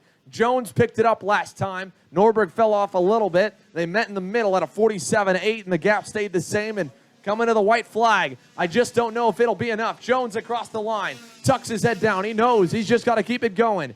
Hayden Jones looking for that first win with the new team. First win ever in the X30 Pro class on the biggest stage. And in one of the fields that's probably been the most competitive and biggest field outside of the Las Vegas Super Nationals at the end of each season. Final time through turn 6. Norberg still close. Again, Hayden Jones, you want to talk about redemption. That last section through turn number 6, he was running inside the top 5 at the Grand National Championship when he hit the wall on his own and took a potential race-winning weekend away. And now, new colors, same driver, same racetrack. A couple months later, he'll score his first career pro national win in Mooresville. Unbelievable stuff for Hayden Jones. He holds off a hard-charging Ryan Norberg, who gets some massive championship points here on the final session of the day. The mini Swift still to come. A lot of cleanup still to come. To give you an update on where everyone else fared, Norberg ends up second, just about a half second back. Greenemeyer completes the podium. Brandon Jarsakrak 4th. Alessandro DeTulio crosses the line 5th. Thomas Neveau 6th. Tyler McIntyre up 12 spots to 7th. Santiago Benito with a career best here in the Speed Concepts Racing Red Speed finishes 8th. Paul Bocuse 9th. Ryan Raffa up 21 spots to 10th. Noah Harmon up 26 to 13th. Ends up behind Adam Ollie and Finnegan Bailiff. Branyan Tyner spun on the opening lap. Drives all the way back to 14th with a great recovery. Joseph Newgarden climbs back up the order to 20th. Kyle Larson rebounds to 22nd. Will Power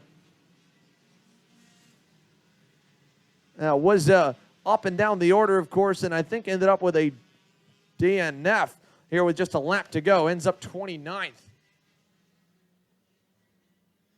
But a lot of cleanup to come here from this X30 Pro main event. Carnage all over. Great racing for the most part throughout, but there was a lot of chaos for sure in this 48-kart Pro field. One more main event still coming up next year. It's the Mini Swift class with Enzo Vidmonti and Oscar Iliff and plenty more here, including the likes of Oliver Weldon. And, of course, the driver who's been really impressive this weekend, Tyler Roberts in the Paralyn, and a number of other drivers set to go green here today. Again, we're all going to talk about it when we come back live on the EKN Radio Network. Stick with us. One more main event still to come. You're listening to turn-by-turn coverage of the 2021 United States Pro Kart Series, live from the Cooper Tire Broadcast Center at GoPro Motorplex in Mooresville, North Carolina.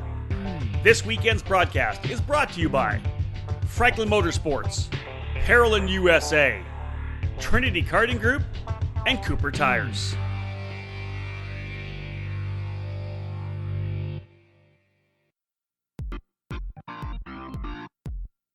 It all started in 1994, when former successful kart driver Albino Paralyn decided to move his passion for karting from the track to his small workshop. That's when Paralyn was born.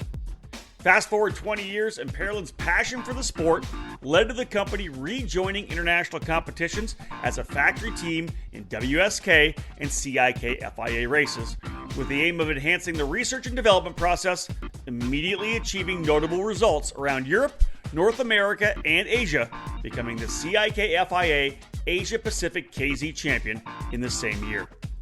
Paralyn USA is North America's source for Paralyn products, and we run a factory team at all of the major Superkarts USA and Rock Cup USA events. The Paralyn chassis lineup for 2021 includes the Invader Shifter, the Le Mans tag single-speed chassis for junior and senior classes, and the 28mm mini kart for the cadet classes. Parolin has been winning races all over the world, and it's on top of the podium in the USA as well, with drivers like Kai Sorensen, Mateus Orjuela, and Alessandro De Tullio. Get on the chassis that's winning. Drive a Parolin. For more information, head to ParolinUSA.com.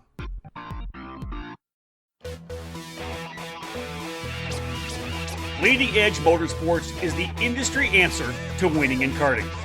At the helm is industry veteran Greg Bell, who has orchestrated the success of many drivers dating back to the mid-1990s. Based in Lodi, California, Leading Edge Motorsports is the Western importer with IP karting that includes the Praga and Formula K chassis brands. Leading Edge Motorsports provides in-depth driver development for those racers in Northern California and across the country. Arrive and drive services, kart preparation, and driver coaching are available under the LEM tent throughout the season.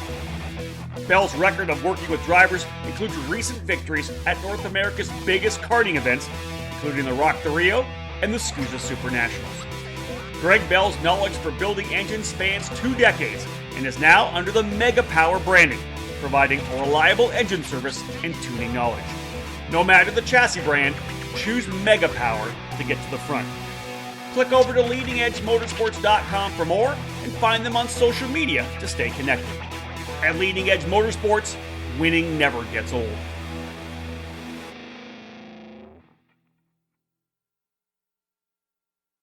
In karting, it's important to be supported by the right people. With over 40 years of experience in the sport, Trinity Karting Group has everything you need to make your program successful. We do it all, and we do it right. Trackside support and Arrive and Drive programs are available in 2021 for the USPKS and the SuperKarts USA Pro Tour and Super Nationals, with full product sales and service and professional coaching from our experienced staff. Trinity Karting Group is a full-service operation based at the Motorsports Country Club of Cincinnati, which gives us access to our custom-designed driver training facility. This allows us to offer private, one-on-one coaching to take you to the next level. Trinity Karting Group is also your Midwest home for Tony Kart and IAME, and we're your source for MG and Evinco tires in the region. Tony Kart quality cannot be beat, so call us today to put you in a new chassis for your next event. From Arrive and Drive and coaching programs to the parts you need, let Trinity Karting Group provide you with customer service and a racing experience second to none. Trinity Karting Group has a long history in the sport, a winning pedigree, and we're dedicated to driver development. We take pride in our professional approach and our positive attitude. Let us build a custom race program for you. Give us a call at 513-421-4463 or check us out online at trinitykartinggroup.com.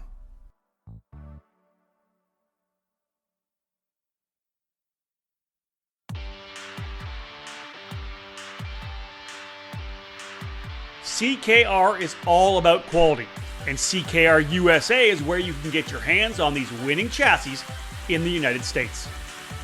It's the CKR Barracuda 32mm shifter kart chassis, the 100cc focused Stingray. These are 2 popular models contributing to the success of this thriving brand. And CKR USA is where you'll find karts, parts, and everything you need to go racing. Delivering the latest innovation in kart racing technology, CKR carries its own distinctive frame design. Made from hand-selected material, CKR kart chassis combine the highest grade tubing and hardware, ensuring first-rate standards of production. CKR USA has a large footprint in the US karting market and continues to grow rapidly throughout the country. Fully homologated chassis have been proven by top-notch performances from coast to coast in North America. CKR has stood on top of the podium in SuperKarts USA and F-Series competition, as well as kart clubs around the country. The podiums and championships will continue to pile up in 2021.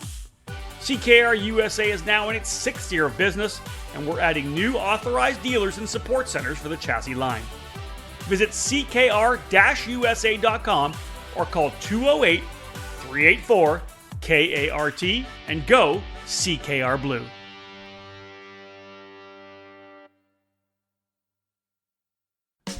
Now back to the 2021 United States Pro Kart Series finale, live from the Cooper Tire Broadcast Center at the GoPro Motorplex in Mooresville, North Carolina, on the EKN Radio Network.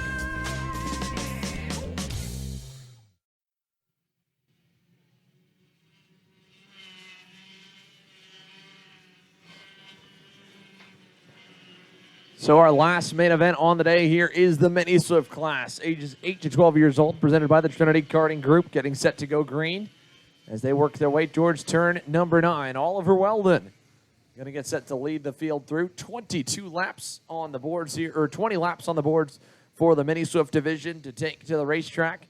And it'll be Oliver Weldon starting on the point. To his outside will be none other than championship point leader Enzo Vidmontien, who looks to mathematically clinch the title here by starting this main event today. Tyler Roberts and Davin Roberts start on row number 2. Tyler Roberts aboard the Paralyn. Davin Roberts, the Louisiana native, aboard the Nitro kart. Oscar Iliff and Wesley Gunler, row 3.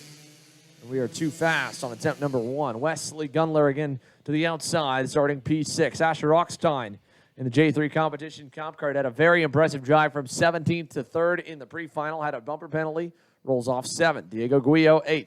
Kai Johnson 9th. Vivek Canthan 10th. Carter McMurray 11th. Diego Ardiles 12th. Isaac Malkit 13th. Carson Weinberg 14th. Asen Dramilev 15th. Gavin Witt 16th.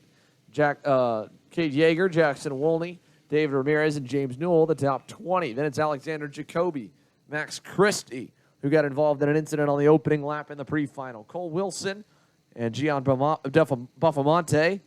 And then to the end of the top 25 is Austin Warner. Then it's Samuel Neuer, Felipe Jesus Benito, Fionn Sheaf, Victor De Alencar, Alexander Vanchev, Greg Heyman, Sebastian Santana, Hudson Schwartz, Salvador De La Vecchia, Beckham, Tupakov, Cash Perkins, Braden Zerves, and Sarah Bradley.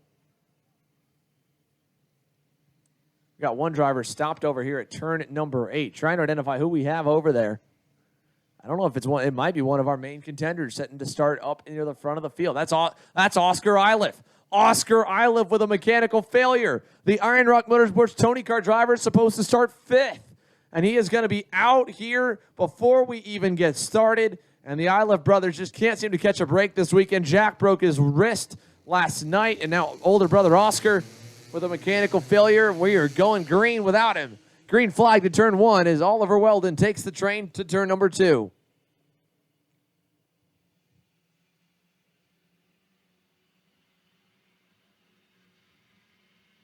Down the backstretch here this time, Weldon locks to the bottom side of the racetrack with Tyler Roberts right behind him. Everybody cycling on through the bowl. No big crashes this time through 5 and 6. All still clean. Everybody's going to make it through towards turn number 8. For lap number 1, no, we got a couple spun over here in 6. One driver way off the racetrack, turning around over by turn number 3.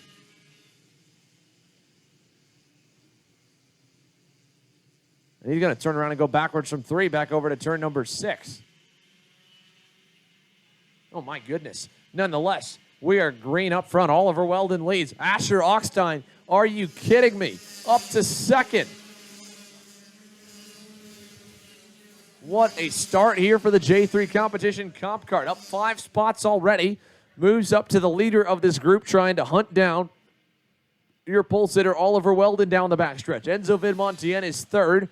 4th should be Tyler Roberts. 5th on the racetrack is going to be, I believe, one of the Bennick entries potentially up to P5. That might be, that might be Kai Johnson in the Energy.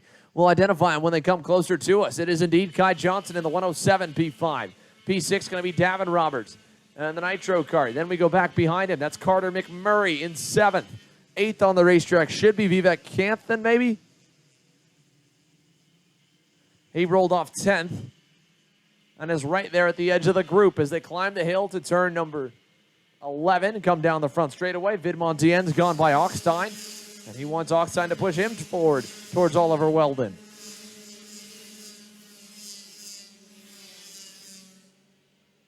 Couple of penalties already called in here as we roll on through with this final main event on the day. Podium ceremonies set to hopefully be taking place right around 5:30 or so. as we're running just a little bit behind with all the red flags that we've had just getting underway here about 30 minutes back from when we should have gone green here with this mini Swift final. Side by side for the lead to turn number 8. Vidmontien, Weldon, Augstein, all door-to-door. Enzo Vidmontien, your new leader, headed for turn 9, coming to complete lap number 3. Weldon slotted into second, fended off Augstein, and it's a big line of go-karts here in the mini Swift class as they climb the hill to 11. Out of the final turn, Enzo Vidmontien leads the way, a kart length up on Oliver Weldon. Down through turns 1 and 2, up the hill to turn number 3 and down the backstretch. Again, it is still going to be Enzo Vidmontien, the leader. Weldon will not fight back down the back straightaway. He'll stay tucked in line. So will most of that group. They're all still nose to tail for the first 6. Little gap to Vivek Kanthan there in 7th, but he's only about 3 or 4 kart lengths back. And it's all still loosely tied. Even going back with Isaac Malkut, who had a rough pre-final, drove back forward. He's at the edge of the top 10.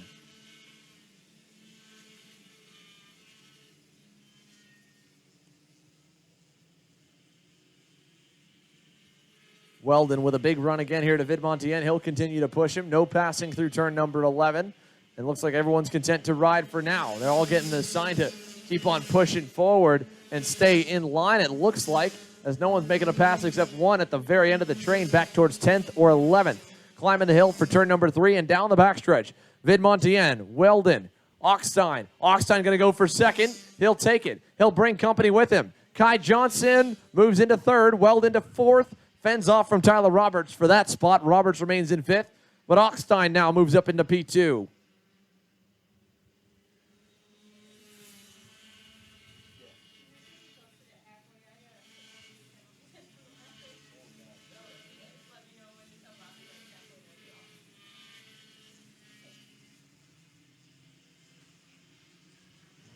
All right, we're coming to see 5 laps completed, 15 laps to go.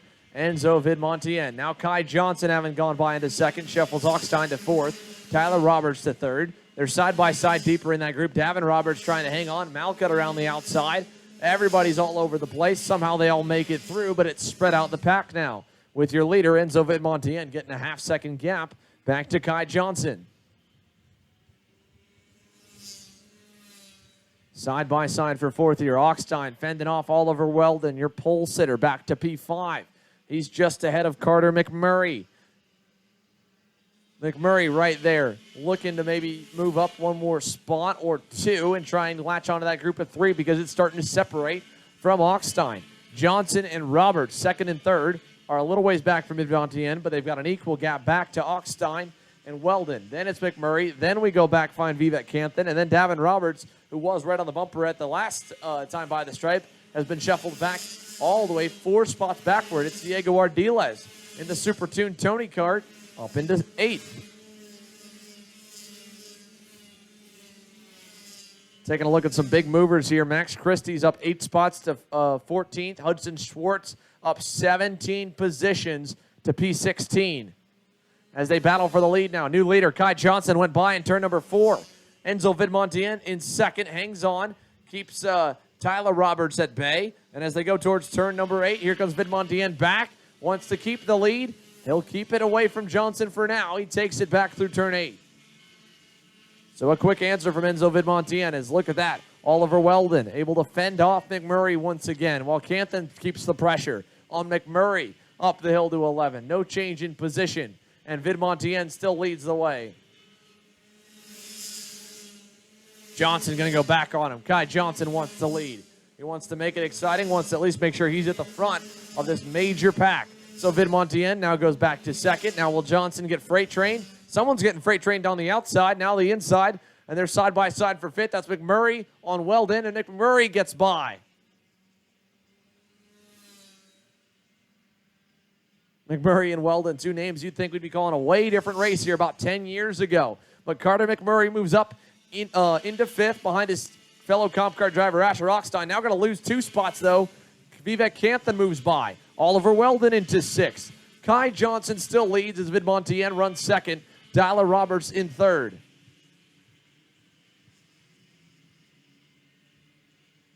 Coming out of the final corner here, Kai Johnson still the leader.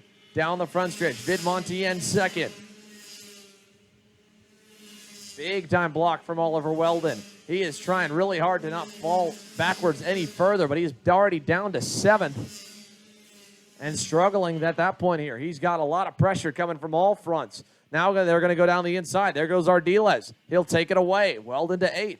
As up front, Johnson still leads. Vidmontien 2nd. Augstein 3rd. Roberts 4th. McMurray 6th, right behind Canthan, who's up to 5th. And Canthan looking on a fellow Parolin. Inside, turn 8. 4th. Got him. Vivek Canthan up another spot.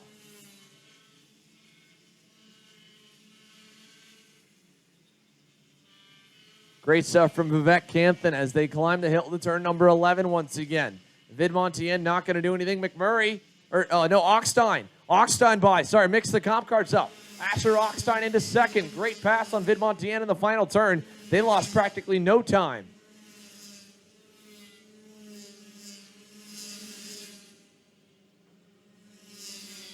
Down the backstretch here, your leader is still Kai Johnson, but now it's Asher Augstein behind him. Enzo Vidmontien 3rd. Vivek Canthan in 4th. Tyler Roberts 5th. Carter McMurray 6th. Diego Ardiles closing up in 7th. Ardiles is at a heck of a year. Couple wins to his name on the national tour. As we go down to turn number 8, here comes Vidmontien back on Augstein. Oh, Augstein gets popped. That was Vivek Canthan trying to go by. Now they're both going to lose time as Tyler Roberts goes to 3rd. McMurray to 4th. Canthan's back to 5th. And they're side by side all around behind him. Ardiles into 6th. Augstein to 7th. Weldon 8th. Who's there at the end of the line there? Isaac Malcutt is into 9th. We got another one of the Nitro carts joining the train as well. That's Davin Roberts back in the mix in the 103.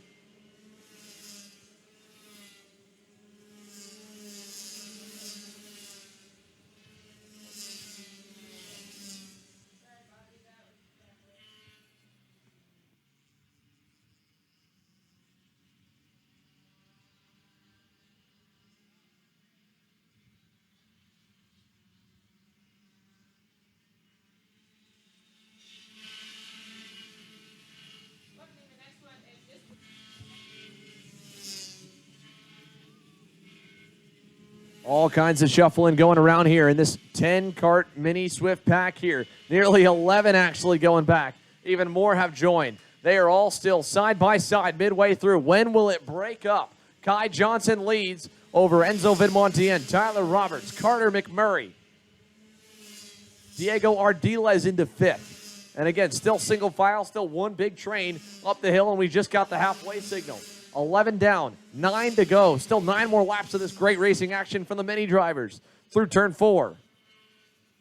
McMurray under a little bit of pressure there from Ardiles. He hangs on to it for now. Asher Augstein running right behind Ardiles there in the 6th position. Weldon's back in it. He's in 7th, closing in. Look how close they are into the hairpin. Any dive bombs? Here comes one from Ardiles. Augstein trying to go with him. Nearly collects McMurray. Good save from Augstein. He overcooked the entry. Now he's side by side with Weldon. Weldon trying to get back in line. He will. Side by side for 2nd. Kai Johnson pulling away as Tyler Roberts and Enzo Vidmontien go at it. Here comes Ardiles trying to follow. Not fully able to get there. Vidmontien holds on to 3rd with Tyler Roberts to P2. Lots of brand diversity, lots of team diversity, even privateer to team diversity up in this lead pack here for Mini Swift. It's great to see. Down the back straightaway. Johnson. Oh, look at that. Enzo Vidmontien gets back by Tyler Roberts. Great pass. Black flags coming here for a couple drivers at the end of the line here. That'll clear the way for the leaders long before they get there, hopefully, as they come through the infield section towards turn 8. Johnson, Vidmontien, Roberts, Ardiles looking on Roberts for 3rd. He's got it. Diego Ardiles, one of the few drivers like Asher Augstein with the guts to try and go for a dive pass into turn number 8, and it's been paying off. And now Carter McMurray's together with, big wreck here on the front short chute. Augstein, McMurray, Canthan, all involved and out here with just a handful of laps to go. It was a ticking time bomb with that many drivers that close together here in the Mini Swift class. They're trying to get going, but at this point, the leaders, they're going to be too close. They're going to park all 3 of them, unfortunately, too far back to fight anymore. Augstein, McMurray, Canthan, all gone. Back up front, Kai Johnson still leads the way over Enzo Vidmontien. Going back to third, it's Diego Ardiles. Oliver Weldon is fourth.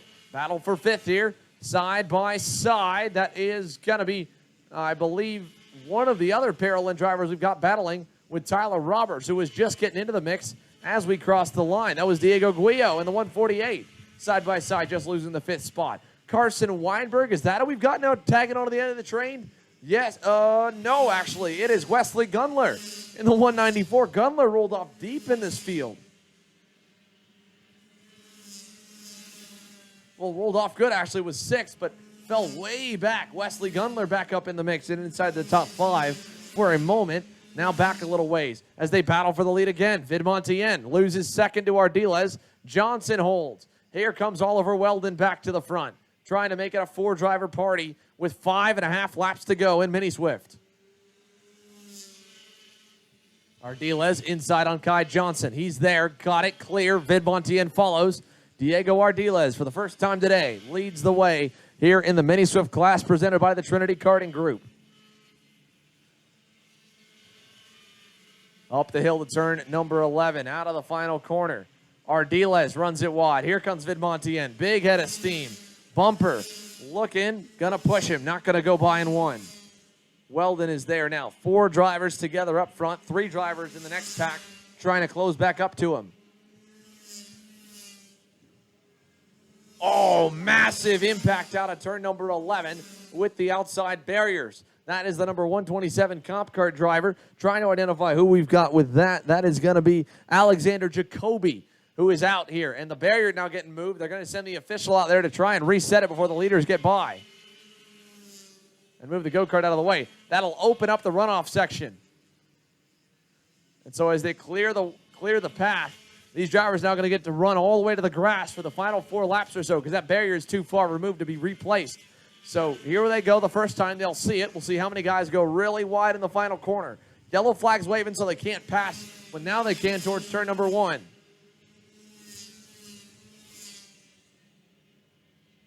With the madness that was happening there in the final turn, we ignored all the stuff that was going on up at the front of the field. Ardiles and Vidmontien lead with a half-second gap back to Kai Johnson, who is trying to take Oliver Weldon back forward again. Lap traffic could be potentially looming one more time. One more driver still yet to be flagged off. That should be on the verge of whether or not the leaders even get there before the end. But Ardiles, Vidmontien, Johnson, Weldon, Roberts, the top 5.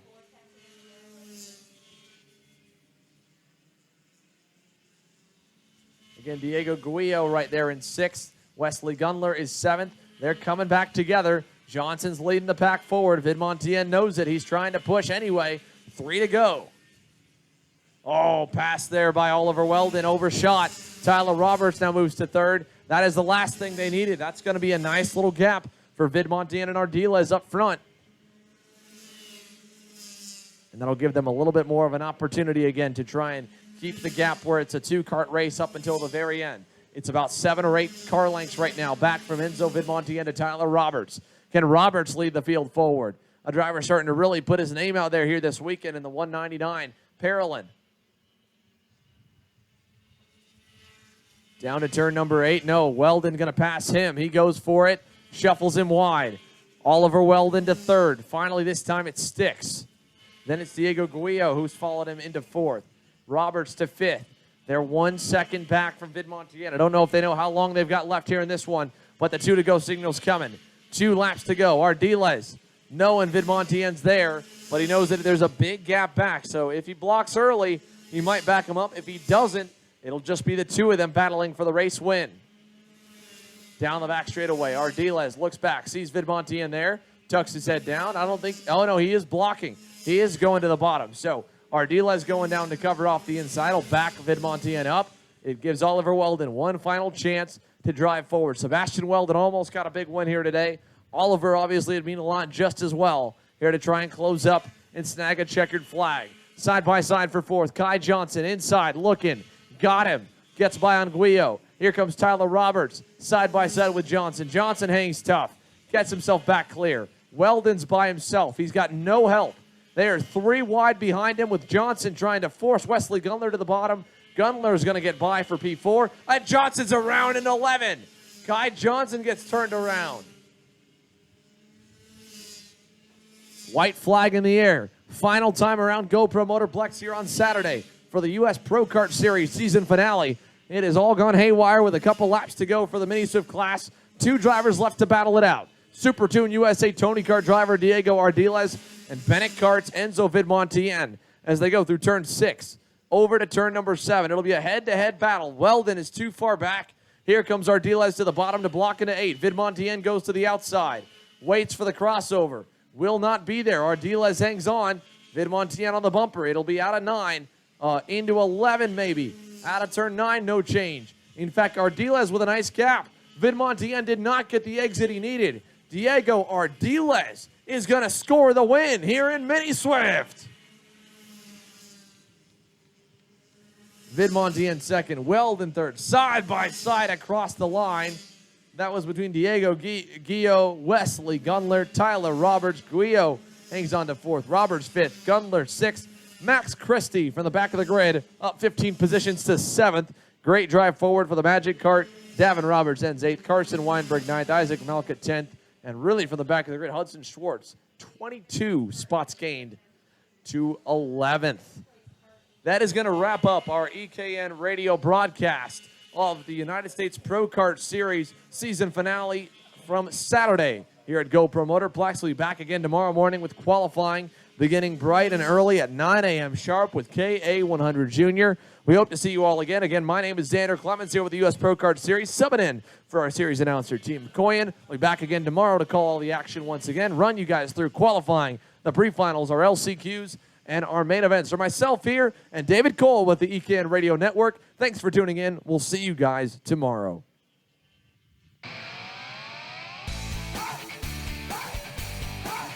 Thank you for joining us from GoPro Motorplex in Mooresville, North Carolina. Our EKN Trackside Live coverage, audio production, and social media was managed by David Cole. Today's broadcast commentary was provided by Tim Coyan. Big thank you to our broadcast partners this weekend: Franklin Motorsports, Trinity Karting Group, Parolin USA, and Team Cooper Tire. This EKN Live broadcast is copyrighted by eKartingNews.com and the Howden Media Group. This is Rob Howden, and thank you for tuning in this weekend and throughout the entire 2021 season.